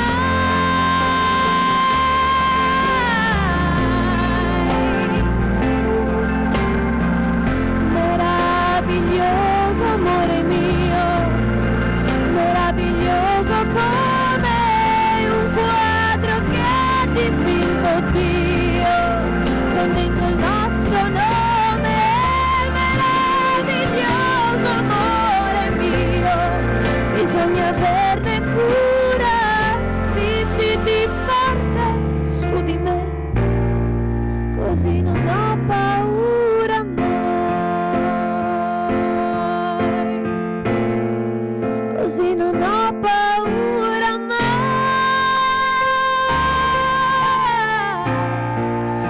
così non ho paura mai. Bravissima, bravissima la nostra cantante Alessandra Giacomin, ma vi presento subito gli ospiti che ci accompagneranno nella seconda parte. Vicino a me c'è la dottoressa Elena Vecchioni, Fondazione Francesca Rava, e questa sera capirete il perché. Vicino a lei c'è una patronessa, ed è una patronessa importante. Si presenti. Buonasera a tutti, mi chiamo Giacomoni Nadia e sono presidente del Comitato Provinciale Patronesse di Vicenza. E poi capirete perché è qui. E qui vicino a me chi è? Chi è che non lo conosce? Quante volte l'abbiamo visto? Quante volte ha aiutato i veneti schiacciati dalla crisi? Tante. Emanuele Bozzetto, che è? Buonasera. Presidente provinciale dei Fanti di Vicenza. E vicino a lui chi abbiamo? Buonasera. Abbiamo la Presidente delle Farmacie Comunali, la dottoressa Lorenza Cenedese. Buonasera. Perché questi ospiti? Perché mercoledì 20 novembre ci sarà una giornata importantissima, sia a livello mondiale che come iniziativa nostra, di tutte le farmacie per i bambini, e ne parliamo questa sera con la dottoressa, che ringrazio di essere qui, Elena Vecchioni, farmacista. Cosa succederà? Allora, dottoressa, mercoledì 20 novembre nelle nostre farmacie. Innanzitutto buonasera a tutti e grazie per la nostra presenza qui con voi. La Fondazione Francesca Rava appunto organizza e promuove in tutte le farmacie italiane aderenti al nostro progetto il progetto In Farmacia per i Bambini, una giornata di raccolta solidale di prodotti baby care e di farmaci senza ovviamente l'obbligo di ricetta medica, che vengono raccolti, donati dai clienti delle farmacie, raccolti nelle farmacie aderenti e verranno poi donati con naturalmente l'aiuto delle farmacie e dei volontari ad enti beneficiari sul territorio, dove afferiscono naturalmente povertà sanitarie e territoriali. Come mai è stato scelto la nostra associazione? È stata scelta il Banco Solidale di Veneti Schiacciati dalla Crisi, che mi ha fatto molto piacere, dottoressa, grazie anche alla dottoressa Pesavento, lo diciamo, che è la responsabile locale di Treviso. Perché queste iniziative? Spieghiamo bene a cosa servono queste iniziative così importanti, pensate a livello mondiale e poi anche locale. Questa iniziativa è una delle più importanti a livello nazionale contro la povertà sanitaria di fatto. Quindi andiamo sostanzialmente attraverso naturalmente la partecipazione importantissima delle farmacie e dei farmacisti ad aiutare le povertà presenti sul nostro territorio, naturalmente con un progetto che è cucito sul territorio, quindi andiamo ad aiutare enti assistenziali dove convergono povertà sanitarie, famiglie in difficoltà, con bambini piccoli che non riescono naturalmente ad accedere alle cure primarie, e quindi ad acquistare naturalmente prodotti farmacologici, naturalmente senza ricetta medica, per i bambini. Questo viene fatto naturalmente nella giornata del 20 di novembre, che è la giornata in cui è stata naturalmente siglata la giornata dei diritti dell'infanzia, la giornata mondiale dei diritti dell'infanzia, ed è per questo che la Fondazione Rava ha scelto questa giornata a simbolo dell'aiuto che sul territorio naturalmente diamo alle famiglie in difficoltà. L'ente, appunto il vostro ente è stato scelto tra gli enti caritatevoli che sicuramente ci daranno una mano importante nel territorio di Treviso, proprio per fare in modo di creare una rete importante di solidarietà tra i cittadini, l'ente stesso e le farmacie. Insomma, un bellissimo lavoro di squadra di cui veramente abbiamo bisogno e andiamo fieri. E noi vi ringraziamo. E qua viene il bello, perché l'iniziativa è mercoledì 20 novembre. Mercoledì che voi sapete bene che i Veneti Schiacciati hanno il banco aperto. Allora cosa fare? Come dire no a un'iniziativa del genere, dove una raccolta così importante per noi, pensate ai pannolini, agli omogenizzati, tutte quelle cose che servono a questi banchi solidali. E chi poteva venire in aiuto della Mirella? Già gli alpini fanno la colletta alimentare. E io a chi ho chiesto? Ho chiesto a Emanuele Bozzetto, ho telefonato e ho chiesto: Emanuele, mi potresti aiutare perché sono veramente in condizioni disperate? E naturalmente Emanuele Bozzetto, fante, ma soprattutto con un cuore enorme di solidarietà, mi ha detto sì. Cosa è successo? Spieghiamo. Allora, ancora buonasera a tutti e tutti noi fanti e patronesse ci sentiamo coinvolti da questa tua proposta, Mirella, perché credo che è scattato quello che è un sentimento che abbiamo dentro, laddove davanti ad una simile proposta, in questo caso per l'infanzia, molte volte violata, molte volte negata, in questo caso che va sostenuta e va aiutata, ci ha toccato proprio non solo perché è nel nostro statuto di fanti e patronesse, ma perché è la versione sociale di quello che noi oggi in tempo di pace vogliamo fare. Ora, avendo una quarantina di sezioni, operando in tutta la provincia, avendo una ramificazione territoriale, noi ci attiveremo proprio perché questa bella iniziativa possa avere sostegno e possa avere quelle forze civili volontarie e quindi nelle farmacie, nei luoghi che voi ci direte, essere presenti, rispondere ad un comandi che vuol dire noi ci siamo. Ultimissima cosa, coinvolgeremo anche la Federazione di Treviso, perché la cosa che prima dicevamo con la dottoressa Elena era il fronte, il Piave trevigiano, ma anche il Brenta, il Bacchiglione, cioè la realtà vicentina, laddove noi potremmo essere interlocutori attenti e anche giustamente volontari. Però la Mirella non bastava. E quali farmacie? Come scegliere? Io cosa ho fatto? Voi sapete che io chiamo sempre i numeri uno e ho chiamato il sindaco di Treviso, Mario Conte.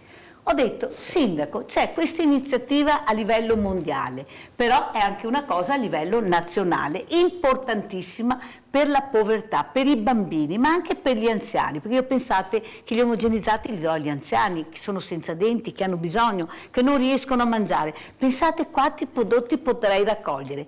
E il sindaco cosa ha fatto? Ha chiamato immediatamente la presidente delle farmacie comunali che è qui presente, che è la dottoressa Lorenza Cenedesi, che ha accolto l'iniziativa immediatamente, ma subitissimo e mi ha chiamato. Dottoressa, cosa è successo? Buonasera a tutti. E infatti ci tengo a precisare che il sindaco Mario Conte è stato contentissimo ovviamente di aderire all'iniziativa, perché l'amministrazione è molto vicina alle persone con disagi, soprattutto i bambini in questo caso, e quindi ci siamo attivati e sono 9 le farmacie comunali che aderiranno, e con l'occasione le cito anche perché ovviamente ringrazio. Anche perché a casa così sanno, certo, dove andare. Assolutamente, questo è un gran lavoro di squadra che coinvolge appunto anche le nostre farmacie. Ringrazio i direttori, ringrazio il personale, ringrazio ovviamente fanti, patronesse e diciamo le elenco: la farmacia di Viale Luzzati, San Lazzaro, Sant'Antonino,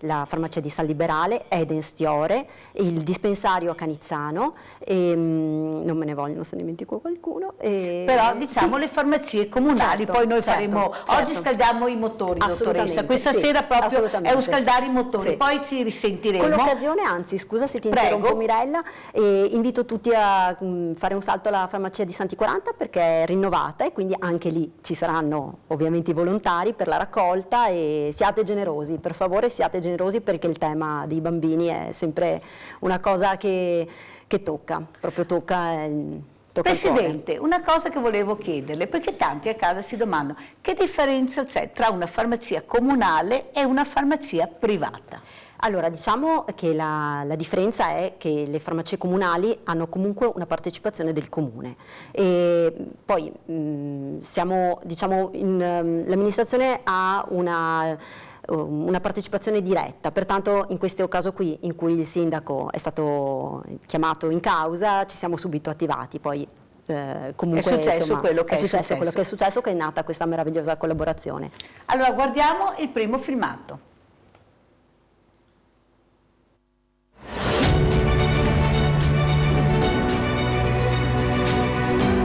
In farmacia per i bambini è l'evento più buono dell'anno, è vero? Vero! Come volontario ci puoi aiutare a raccogliere farmaci da banco e prodotti baby care che doneremo a tanti bambini in condizioni di povertà sanitaria. Iscriviti subito! Abbiamo bisogno di volontari!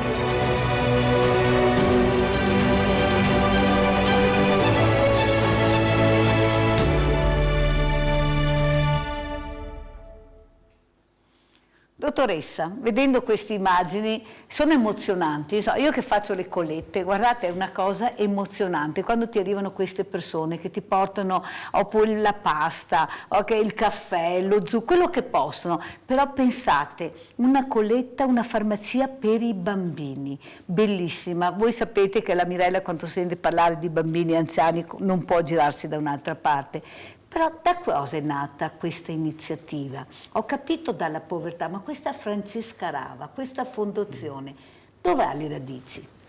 Dunque, la Fondazione Francesca Rava rappresenta in Italia di fatto un'organizzazione molto più grande che si chiama NPH, Nuestros Pequeños Hermanos, i nostri piccoli fratelli, una delle più importanti organizzazioni internazionali per la tutela dei diritti dell'infanzia contro l'abbandono, contro la povertà e contro soprattutto la povertà sanitaria. La Fondazione ha circa 9 case famiglia, è brutto chiamarli orfanotrofi, noi le vogliamo chiamare case famiglia NPH, in 9 paesi del Centro e Sud America ed in particolare in Haiti. Ma i progetti della Fondazione Rava, che naturalmente prende il nome da Francesca Rava, che era una volontaria giovanissima di NPH, purtroppo morta molto prematuramente in un incidente d'auto, e appunto il nome stesso della fondazione prende il nome dalla sorella, o meglio da Francesca, che naturalmente è stata ricordata dalla sorella con la costituzione di questa fondazione, a nome suo, naturalmente in ricordo di Francesca. I progetti di Francesca però, appunto della Fondazione Francesca Rava, sono tanti progetti anche italiani, quindi a tutela dei bambini nel nostro territorio, a partire dal progetto Ninnao per appunto l'abbandono neonatale nelle sedi di Genova e nelle sedi di Napoli, a partire dalla ricostruzione delle scuole per l'infanzia del sisma cadute nel sisma del 2016 in Centro Italia, quindi parliamo di 8-11 scuole tra appunto Arquata del Tronto, Ussita, Visco, tutti questi grandi paesi che voi sapete sono stati appunto distrutti dal sisma dell'agosto del 2016 e appunto questo progetto completamente italiano territoriale che va a coprire appunto il bisogno della povertà sanitaria da Palermo fino a Bolzano, quindi coprendo tutte le città, i paesi, i distretti, le contrade, laddove ci sono farmacie aperte per aiutarci, volontari, volenterosi e naturalmente con le mani in pasta per riuscire ad aiutarci sul territorio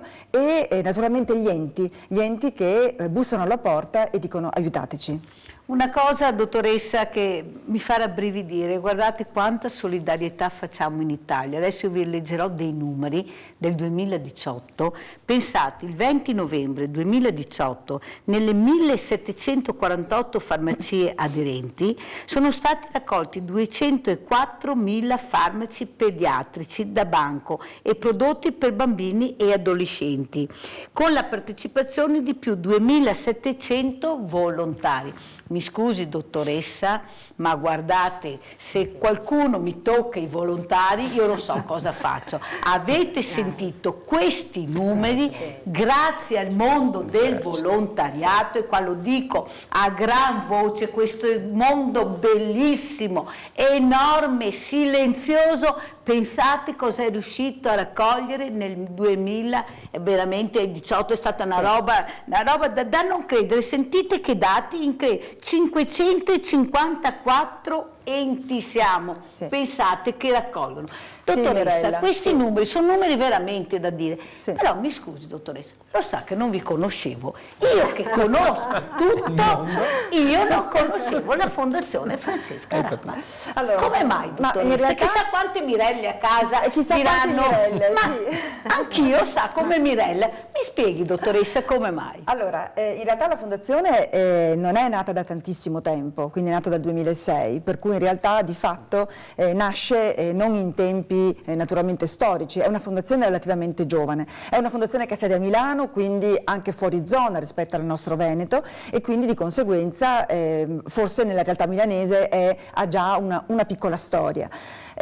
Abbiamo fatto però, mi permetto di dire, grazie alla generosità del popolo italiano, perché questo va riconosciuto, e alla operatività di questo braccio potentissimo che è il volontariato, abbiamo fatto dei bellissimi numeri, dei grandissimi progetti e dei grandissimi progressi in un mondo in cui purtroppo la povertà sanitaria cresce a doppia cifra.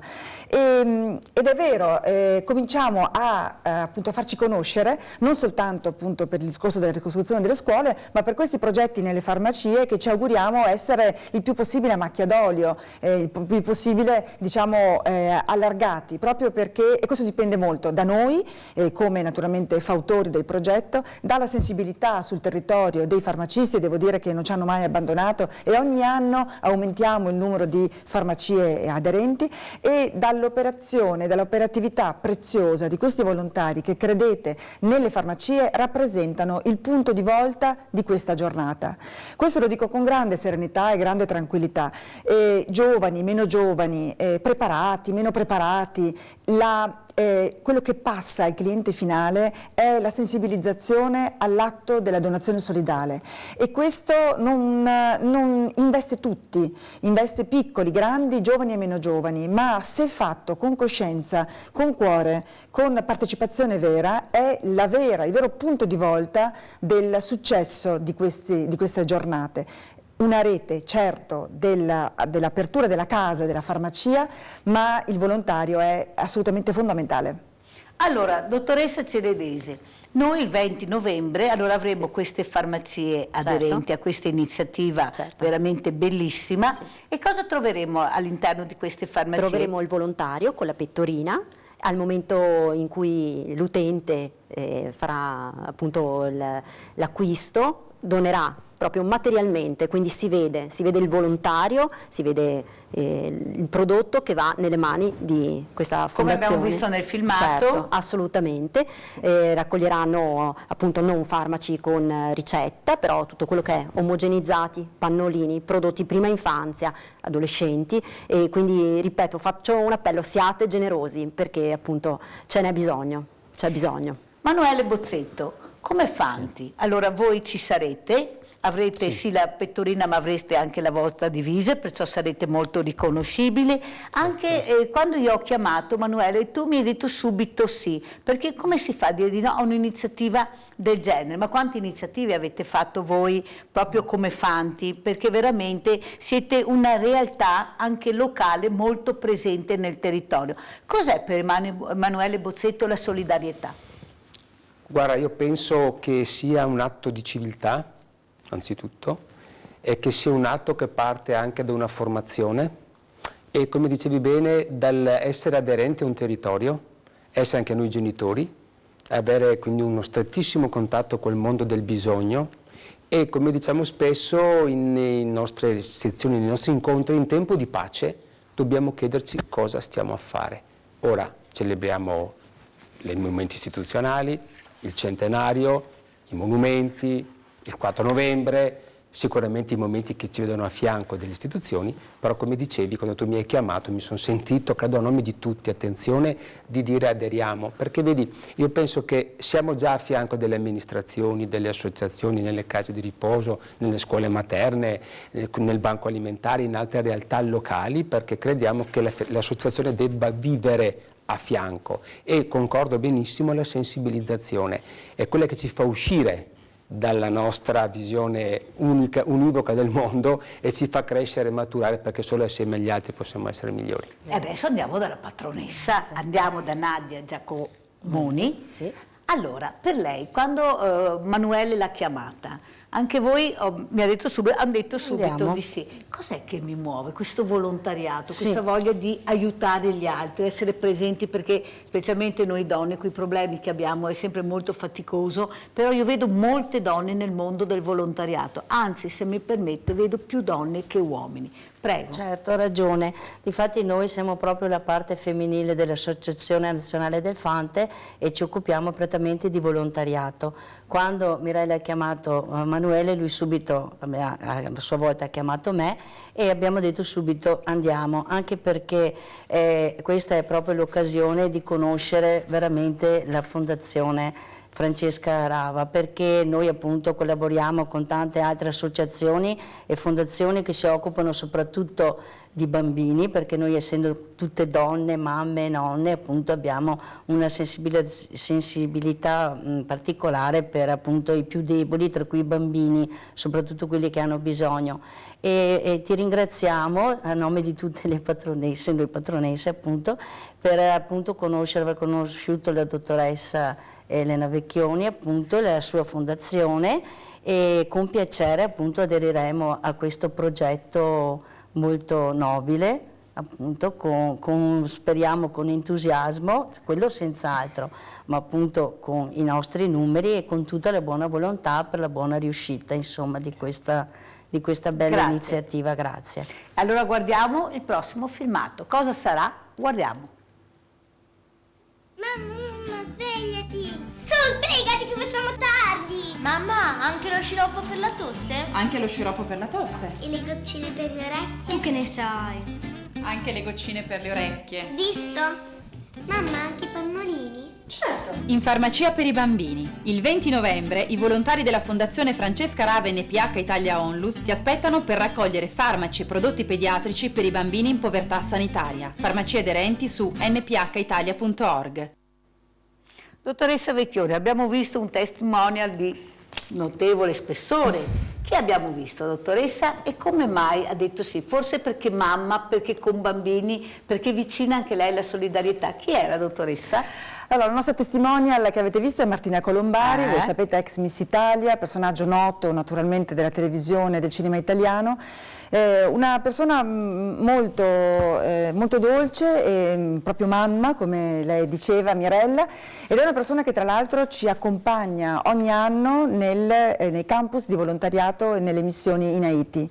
Quindi mi permetto di dire che tutta una parte di volontari diciamo che gravitano intorno alla fondazione, che partecipano alla vita della fondazione, poi appunto sono nostri compagni di viaggio in queste esperienze bellissime che io naturalmente ricordo e che faccio sempre ogni anno con grande gioia, che è quello di accompagnare volontari grandi e studenti nei campus di volontariato della Fondazione Rava nei paesi del Centro America, dove si trovano le nostre case NPH, le nostre case naturalmente di orfanotrofio dei piccoli, le nostre case NPH che sono case famiglia dove i bambini crescono in sicurezza, purtroppo strappati dalla povertà, dalla fame e spesso dalla guerra, perché i paesi, sappiamo, del Centro America sono paesi molto instabili politicamente, ma dove la Fondazione Rava ha un operato grandioso ed è un operato di crescere questi bambini nell'amore, nel rispetto, nella dignità, nella salute e soprattutto proprio nella dignità di esseri umani. E questo allora, lo possiamo guardi, fare. Dottoressa, adesso il filmato che lei ci ha mandato lo guardiamo assieme, bellissimo.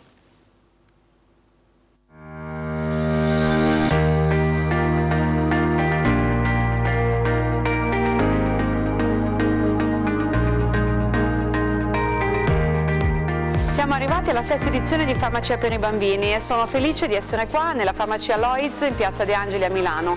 È un'emozione grande, grandissima, ma soprattutto è bello anche per me riscontrare quanto le persone riescono ad essere generose se sanno veramente che il loro aiuto va a buon fine. Questi prodotti andranno ai bambini in difficoltà nelle case famiglia su tutto il territorio nazionale, ai nostri bambini dell'ospedale pediatrico San Damiano in Haiti.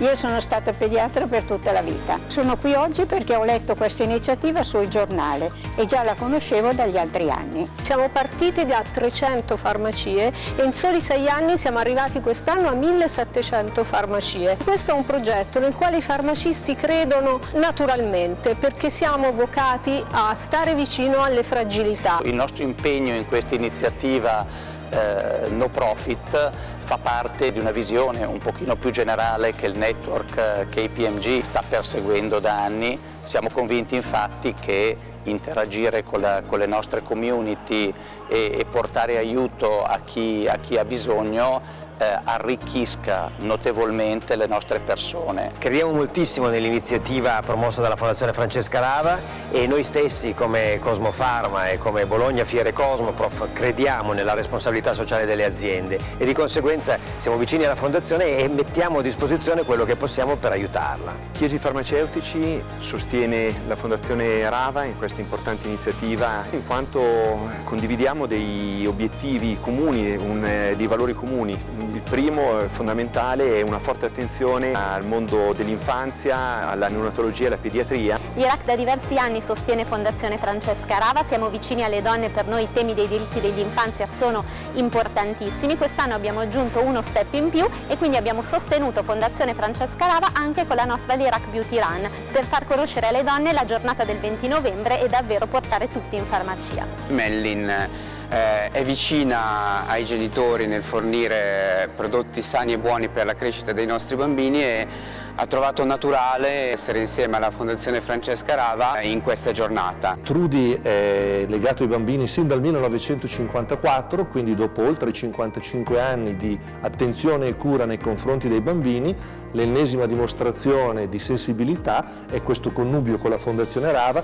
Ecoridania ringrazia sentitamente la Fondazione Rava per la grossissima opportunità che ci hanno dato per fare del bene. La solidarietà è sempre stata la priorità per la nostra azienda. Nella Fondazione Rava abbiamo trovato un partner assolutamente affidabile che ci ha dato la certezza di raggiungere gli obiettivi che volevamo raggiungere. È un piacere collaborare con la Fondazione, che è già il secondo anno, è vocazione naturale della Forza Armata, è proprio nel DNA di noi militari aiutare e stare dalla parte di chi più ha bisogno, di chi più è debole. Sono una madrina della Fondazione Rava, ho adottato una bimba da Haiti e sono venuta apposta in questa occasione perché trovo che sia un'iniziativa molto utile. La clientela è molto recettiva, grazie anche alle nostre volontarie e a tutte le mie colleghe e a noi stessi farmacisti. Siamo tutti entusiasti per questa bellissima giornata che è un'occasione quindi proprio per aiutare tutti i bambini.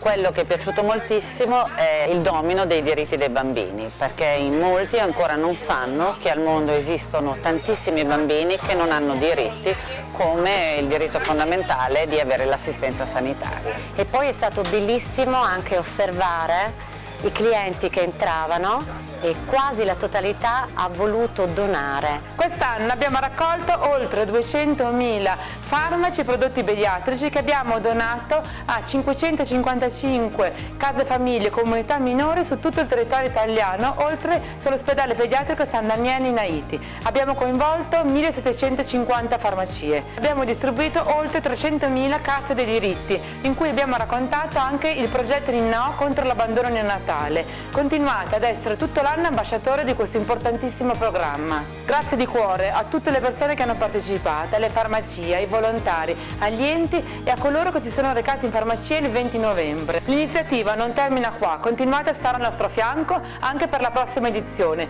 Vogliamo fare sempre meglio grazie a voi.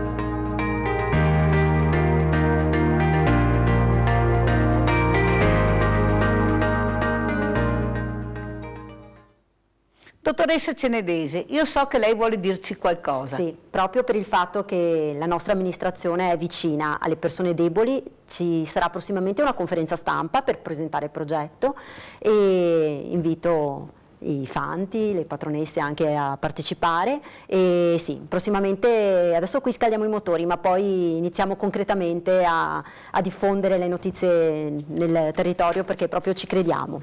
E allora noi invece non finiamo mai di scaldare i motori. Mamme No Fuss, andiamo col servizio. Ciao grande famiglia, è domenica mattina, siamo a Venezia. Una nebbia della Madonna, laguna cielo è tutt'uno, guardate quanta gente c'è, siamo nel centro del mondo. Perché qui questa mattina? Vedrete, andiamo. Siamo Piazzale Santa Lucia, davanti alla stazione ferroviaria di Venezia e siamo con Michela che è una delle tante mamme che sono qui questa mattina. Perché queste mamme? Cosa rappresentano queste mamme che adesso vi presenterò? Michela Piccoli. Salve a tutti, noi rappresentiamo il futuro della nostra acqua, perché noi siamo acqua, i nostri figli sono fatti di acqua. Se le mamme non si danno da fare in questo momento, fra 50 anni non avremo più la possibilità di avere acqua pulita nella nostra falda. Siamo qui per chiedere la bonifica del sito Miteni nella maniera più completa e corretta. Il sito deve essere bonificato, smantellato, il sottosuolo deve essere completamente portato via e deve essere pulito da tutti gli inquinanti che stanno sotto. La falda, passando sotto a questa azienda, si porta via con sé gli inquinanti trasportandoli a valle, per cui noi oggi siamo qui per chiedere alla Regione Veneto di attivarsi immediatamente per ottenere una bonifica immediata. Questa mattina è una manifestazione all'insegna delle famiglie, perché in primis le famiglie, i cittadini hanno il diritto di urlare che tutti insieme vogliamo avere questa bonifica. Ci sarà una caccia al tesoro che coinvolgerà 100 ragazzi che appunto gireranno per le strade di Venezia invadendo così con i loro cartelli e la loro energia anche con questo gioco, perché la caccia al tesoro li coinvolgerà anche divertendosi. Il corteo invece dei genitori e delle famiglie attraverserà tutta la città per andare a finire a Campo della Salute, dove abbiamo invitato tutte le associazioni No Fuss del Veneto e anche tutte le associazioni ambientaliste del Veneto per poter gridare a gran voce tutti insieme che la bonifica deve essere fatta immediatamente.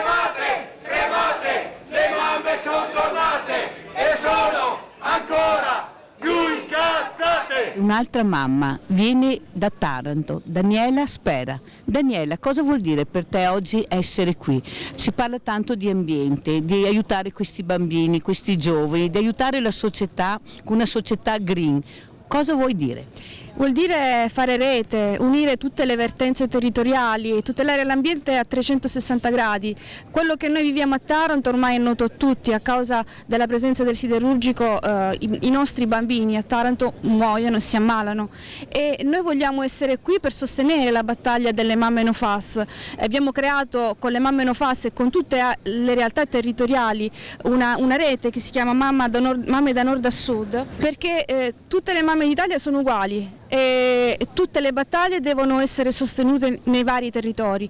Le mamme da Nord a Sud e le mamme No Fuss sono venute a Taranto in occasione del 1° maggio, sono salite sul palco tarantino e da lì è nata proprio, abbiamo lanciato la rete delle mamme da Nord a Sud. Questo è molto importante perché unire le forze è fondamentale per vincere tutte le battaglie. Emanuela Folletto, cosa vuol dire avere dei ragazzi con questi FAS nel sangue, con questi valori molto alti però che non si possono capire perché non c'è una statistica, non c'è un perché e cosa succederà. Voi come mamme come state vivendo questa situazione? Stiamo vivendo questa situazione con molta ansia e con molta apprensione. Quando abbiamo scoperto che i nostri figli avevano questi valori altissimi di sostanze che non si conoscevano, eravamo molto preoccupate e adesso lo siamo ancora di più perché siamo affiancate da medici e da esperti che ci dicono che queste sostanze fanno male e che possono provocare veramente patologie anche gravi alla salute, quindi siamo molto preoccupati preoccupate e lottiamo proprio perché vogliamo che i nostri figli possano bere acqua pulita ed avere un futuro sano. Quello che è successo è stata una cosa che è stata anche permessa.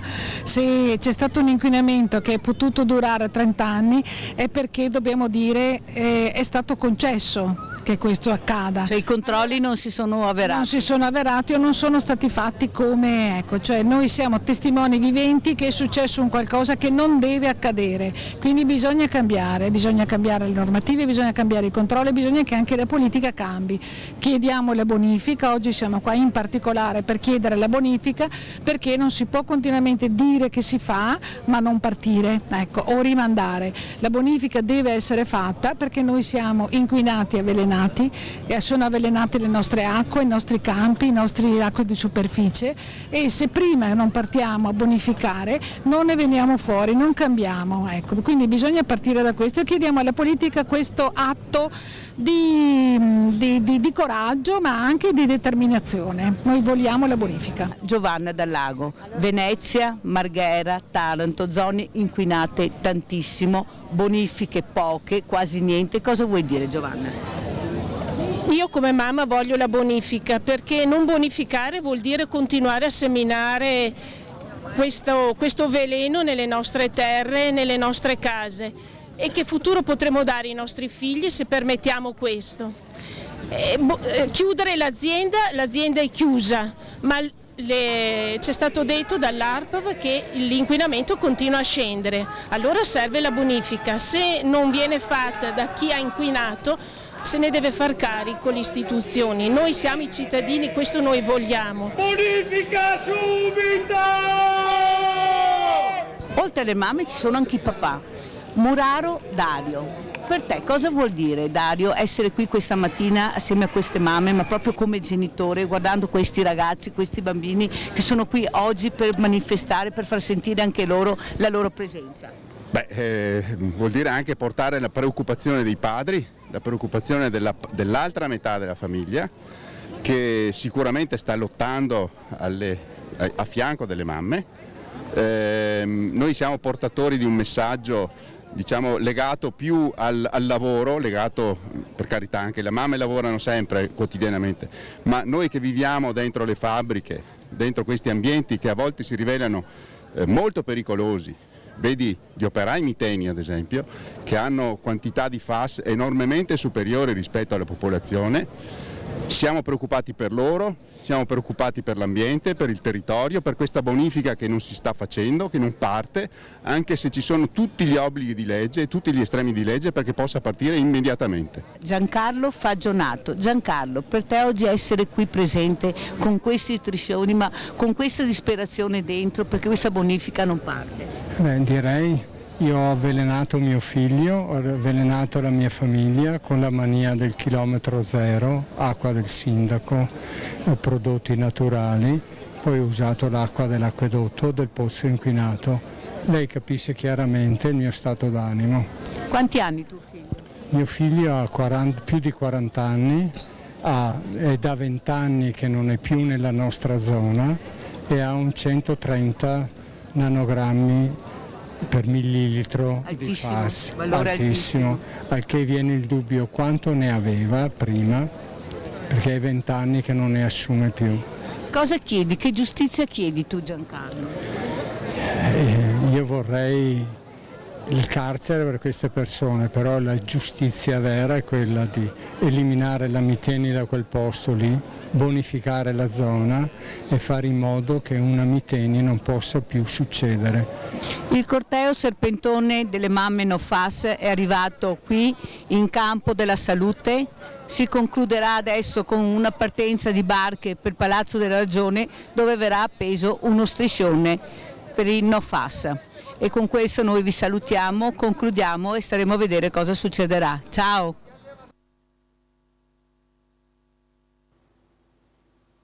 E questa sera noi abbiamo l'onore di avere Giancarlo Fagionato, non una mamma ma un altro papà che vuole dire la sua, e la sua pacatezza mi ha commosso, Giancarlo.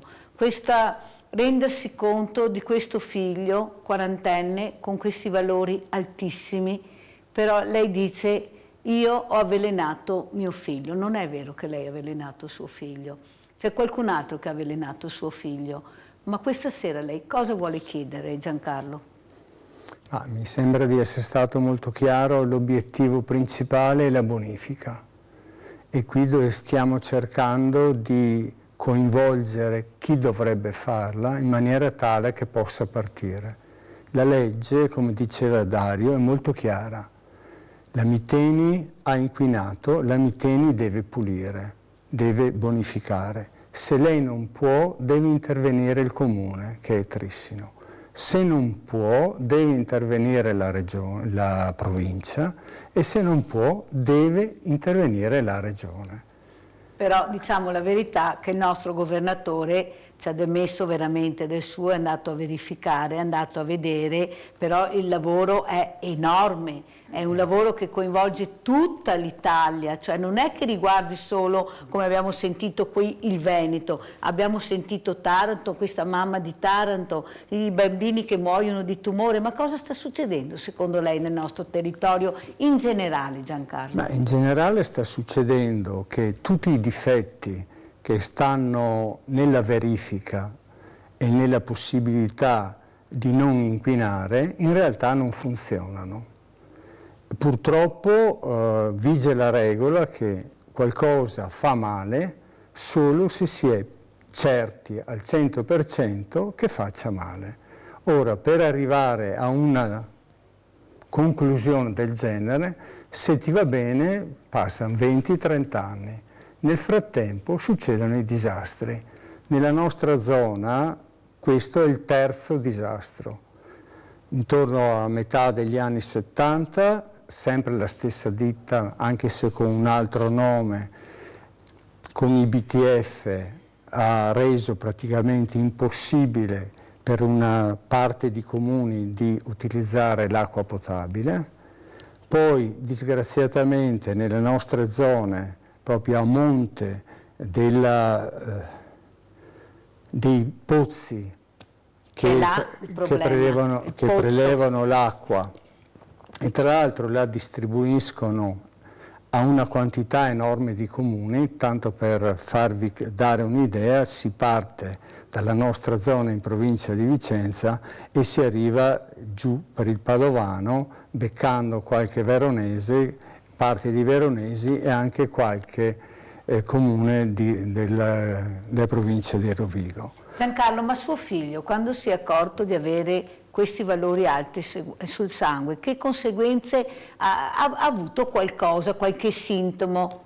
Allora, il problema dei sintomi è che anche lì per diventare sintomi deve essere dimostrato che la situazione dipende da quella cosa lì. In questo momento mio figlio ha problemi di colesterolo. Si dice che ha problemi di colesterolo perché sembra quasi certo che alti valori di colesterolo siano una caratteristica di questa tipologia di intossicazione. Avete sentito? Il problema è che in realtà c'è il sospetto di tutta un'altra serie di patologie anche abbastanza gravi. Ho sentito di bambini che hanno le mestruazioni a 6 anni, a 7 anni. Beh, io questa non l'ho sentita. Me l'ha detto l'avvocato che segue questa causa. Perché non conosco tutto. Le nostre realtà sono molto variegate e noi non siamo presenti in tutto e per tutto. Quello che mi preme a dire è che il primo a sollevare il problema è stato un medico. E stiamo parlando del 2013, a cavallo tra il 2013 e il 2014. Le mamme non FAS sono uscite nel 2017, per farvi dire i ritardi delle cose. Questo medico cosa ha fatto? Si è accorto che c'era un'anomalia dei dati tra la zona nostra, diciamo, e altre zone, per cui c'era un aumento di tumori al rene e ai testicoli in maniera significativa. C'era un aumento di infarti e di altre cose in maniera significativa, cioè c'erano tutti dei fattori abbastanza gravi che lo hanno fatto riflettere. Infatti dalle ricerche questo è stato uno dei primi a sollevare il problema della miteni e dei FAS, probabilmente presenti. Prima di arrivare a fare in modo che anche, diciamo, le amministrazioni decidessero che era un problema, ecco, è giusto anche dire che questo medico si è beccato 2 censure e con minaccia di licenziamento in tronco. Questo per dire il clima che c'era attorno a questo problema. Lei ha una maglietta, cosa vuol dire la maglietta che sta indossando questa sera? Questi sono i valori di mio figlio. Se voi avete osservato il filmato, altre mamme o altri papà avevano altri valori, sono i valori dei nostri figli, cioè non nascondiamo, cioè non sono valori inventati. E tra l'altro questo è un valore basso, altissimo rispetto al massimo, che sono 8 nanogrammi per millilitro, però ci sono parecchi ragazzi che hanno 500, 600, 700 nanogrammi per litro. Se poi andiamo agli operai della Miteni, che quindi sono stati in contatto diretto con le polveri di questo composto, là si comincia a parlare di migliaia. Questa è la tipologia di realtà. E non c'è però una risposta da parte, diciamo, della scienza, perché non c'è statistica. Ma ognuno gioca a tirare la coperta dalla sua parte. Io faccio questa banalissima riflessione. Di tutte, noi come Mamma Non FAS siamo riusciti a incontrare tutti, sia a livello nazionale che regionale, che provinciale, che locale, come amministrazioni, ma anche come associazioni. Quindi abbiamo parlato con l'associazione, con la Confagricoltura, i coltivatori diretti, coinvolti. L'unica associazione che non siamo riusciti ad avere nemmeno un contatto epistolare, non dico altro, oppure comunque vediamoci e poi addio eventualmente, è stato con la Confindustria. Ecco. Questo è il primo dato. Un secondo. Ecco. Il Ministro stesso ci ha promesso, ormai quando era ancora nell'altro governo, che avrebbe immediatamente messo dei limiti nazionali, perché in questo momento non c'è nessun limite nazionale, ci sono semplicemente dei limiti obiettivo, cioè cercate di arrivare lì e voi sapete cos'è la situazione. Bene, il Ministro stesso non ha combinato niente, allora se si abbina che la Confindustria è stata quella che si è rifiutata categoricamente di un tavolo con voi, ma di qualsiasi tipo. Il Ministro continua a dire che cerca di ottenere questi benedetti limiti e sta a voi trovare la risposta. Io una mia risposta me la sono data, insomma. Noi speriamo di farvela dare anche a voi da casa, però dove non ci sono limiti è la scienza e la ricerca, Giancarlo. Guardiamo il piccolo Gio.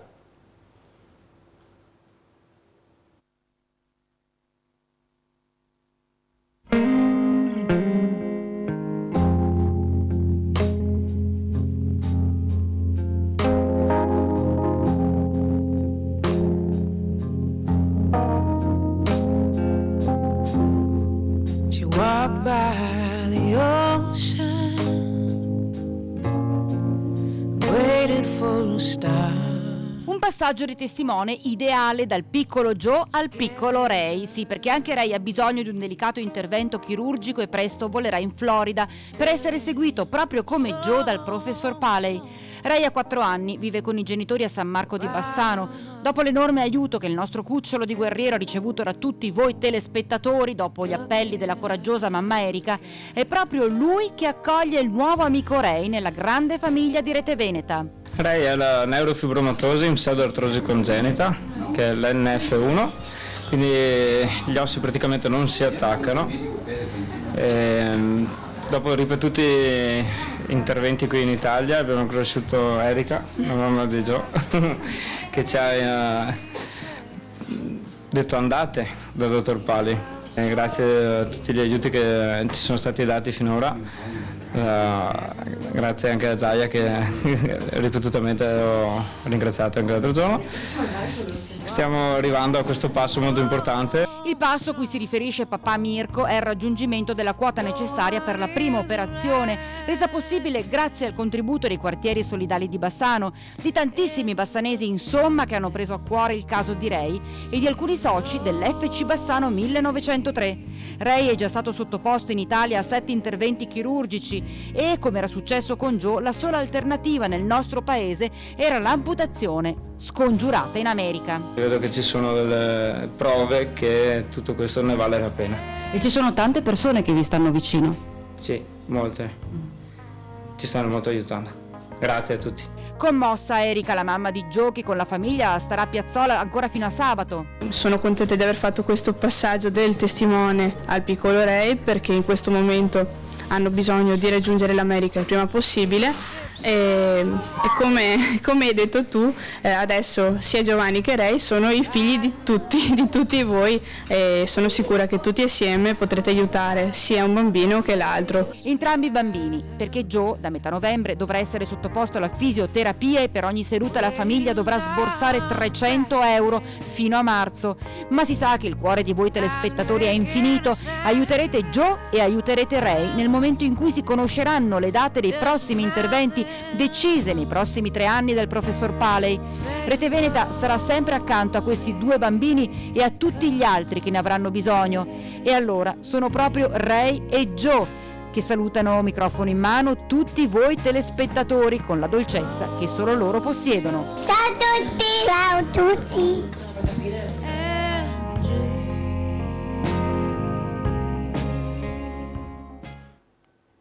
Io non finirò mai di ringraziare questa grande famiglia che ha permesso questo miracolo, questa operazione così lontana, così onerosa, così importante, ma ci siamo riusciti. Chissà quanti bambini dovremo aiutare, ma noi ci saremo con la Fondazione Rava, con i Fanti, con gli alpini, con tutto il mondo del volontariato che si stringe attorno a queste difficoltà, a questi genitori, anche a Giancarlo, mi permetto di dire, per aiutare a uscire da questo tunnel che sennò non avrebbe fine. E adesso guardiamo il punto di Leopoldo Bottero.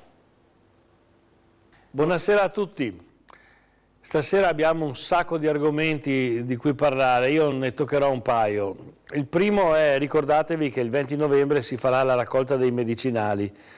E guardate, guardare negli occhi una persona che ti dice senti io dovrei curarmi ma i medicinali non me li posso permettere, non è una bella cosa. Quindi vi aspettiamo tutti a darci una mano il 20 di novembre. L'altra cosa, abbiamo molte cose, noi abbiamo la macchina, la casa, abbiamo un sacco di soldi in banca, abbiamo anche il PFAS. Una parte della nostra regione lo sa, gli altri non sappiamo, ma in provincia di Vicenza e alcuni comuni di Padova hanno il PFAS, una sostanza che si usa da alcuni decenni e che si è sparsa nell'ambiente, pare che sia stata una fabbrica, ma la sostanza era presente nei detergenti, era presente nei tessuti contro la pioggia e così via, e fa degli effetti anche pericolosi, non è immediatamente mortale, ma ci sono un sacco di problemi creati soprattutto ai giovani. E devo dire che le amministrazioni si sono date da fare, non ho mai capito perché il governo abbia fermato le pratiche mediche che avevano messo in campo per ripulire il sangue di alcuni dei più colpiti, e non ho mai capito perché vuole che ci sia un commissario e non lo nomina. Cioè, io dire, nominate sto commissario o no? Cominciamo a lavorare. Io sono d'accordo con le mamme quando dicono bisogna bonificare tutta l'area, bisogna fermare l'inquinamento. Da qualche parte bisogna cominciare, ma non si può prendere il potere e non esercitarlo. È bruttissimo. Tutta la mia solidarietà agli amici che abitano in quelle zone lì, speriamo che le cose migliorino, speriamo che qualcuno se le prenda a cuore e buonasera a tutti. Grazie, grazie al punto di Leopoldo Bottero, veramente importante, che riguarda un po' tutti noi, dobbiamo riflettere su queste situazioni. E allora in chiusura io apro questa busta che è arrivata da Bassano, la apriamo subito, eccola qua, appoggio un momento, allora sono arrivati 100, 200, 300, 400, 500 euro, questa busta che ringrazio tantissimo da Bassano, come vedete non c'è scritto niente, per Mirella, basta, e poi questi soldi, come avete visto anche con l'assegno che abbiamo dato anche questa settimana, andranno ad aiutare delle persone che per cause non loro sono in povertà e la povertà non è ammessa, perché almeno la dignità di mangiare, di vestire e di curarsi dobbiamo dargliela. Allora a questo punto io ringrazio gli ospiti, però volevo fare un giro veloce di saluti. Allora partiamo proprio col papà, con questo papà Giancarlo che ci mette la faccia, che va a questi cortei, a queste manifestazioni, sperando in un futuro migliore, non solo per suo figlio, ma per tutti noi. Prego Giancarlo, con cosa ci vuole salutare questa sera? Con un pensiero positivo. Bravo. E questo pensiero positivo è che se tutti noi, invece di chiudere gli occhi, li teniamo bene aperti, invece di perdere tempo, tante ore a fare una cosa piuttosto che un'altra, eccetera, riusciamo a ricavare 10-15 minuti della nostra attenzione in quello che abbiamo davanti agli occhi, forse andiamo verso qualcosa di positivo e di costruttivo per tutti. Grazie. Dottoressa Vecchioni? Io chiudo con un pensiero che è il pensiero della bellezza del dare per dare, che sta alla base del volontariato di tutti noi. Dare per non avere niente in cambio se non la gioia grande, enorme di averlo fatto. E questo credo che sia una cosa che accomuna tutti coloro che fanno volontariato. Vi aspettiamo nelle farmacie il 20 novembre, grazie per tutto quello che naturalmente potrete fare per noi, grazie a Mirella per tutto quello che ha fatto per noi. Manuele Bozzetto. Io penso che dare un nome al nostro presente, al nostro futuro, stia nel maturare coscienza civica e a relazioni umane, perché alla fine sono la base di ogni cambiamento, di ogni miglioramento e tocca a tutti noi crederci e lavorare in questo senso. E grazie a tutti voi perché fate promozione, sensibilizzazione, in concreto aiutate davvero molte persone. Dottoressa Cenedese. Anch'io dico grazie, ringrazio tutti, i volontari soprattutto, invito il 20 novembre a recarsi in farmacie comunali e grazie Mirella di essere quello che sei. Grazie. Io ringrazio invece tutti voi, anche voi a casa, perché fate sempre tanto per tutti, non solo per la Mirella, questo mondo enorme di solidarietà che riesce a far sì che qualcuno veda un minimo di luce.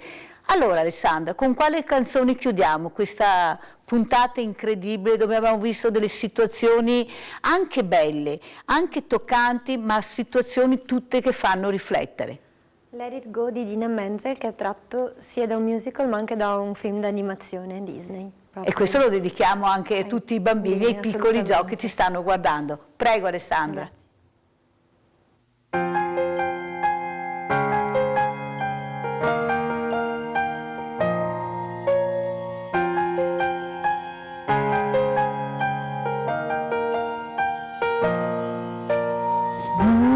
Why on the mountains of me, but if it came to be seen, a kingdom of isolation, and it looks like I'm the queen.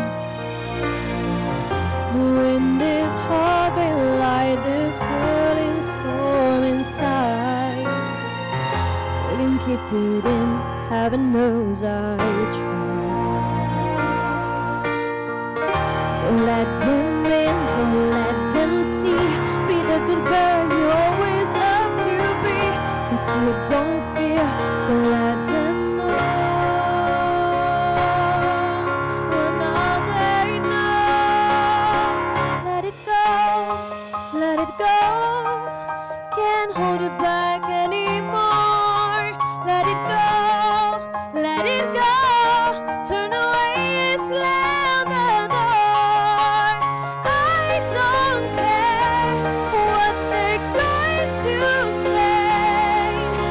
Storm rain.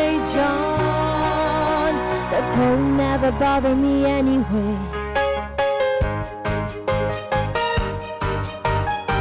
It's funny how some distance makes everything seem small, and the fears that once control me can't get to me at all. It's time to see what I can do to test the limits and break through. No right, no wrong, no rules for me. I'm free. Let it go. Let it go. I am one with the wind and sky. Let it go. Let it go. You'll never see me cry.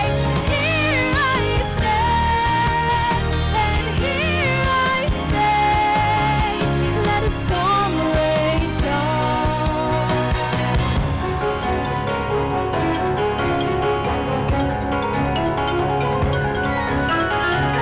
My power roaring through the air into the ground. My soul is spiraling and frozen fractures all around. And one point crystallizes like an icy blaze.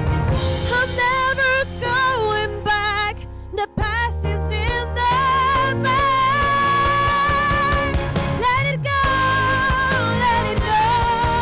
And I'll rise like the break of dawn. Let it go, let it go. The perfect girl is gone. Here I stand in the light of day. Let the storm rage on. The cold never bothered me anyway. Alessandra Giacomin, la musica di Angela, Sogni d'oro.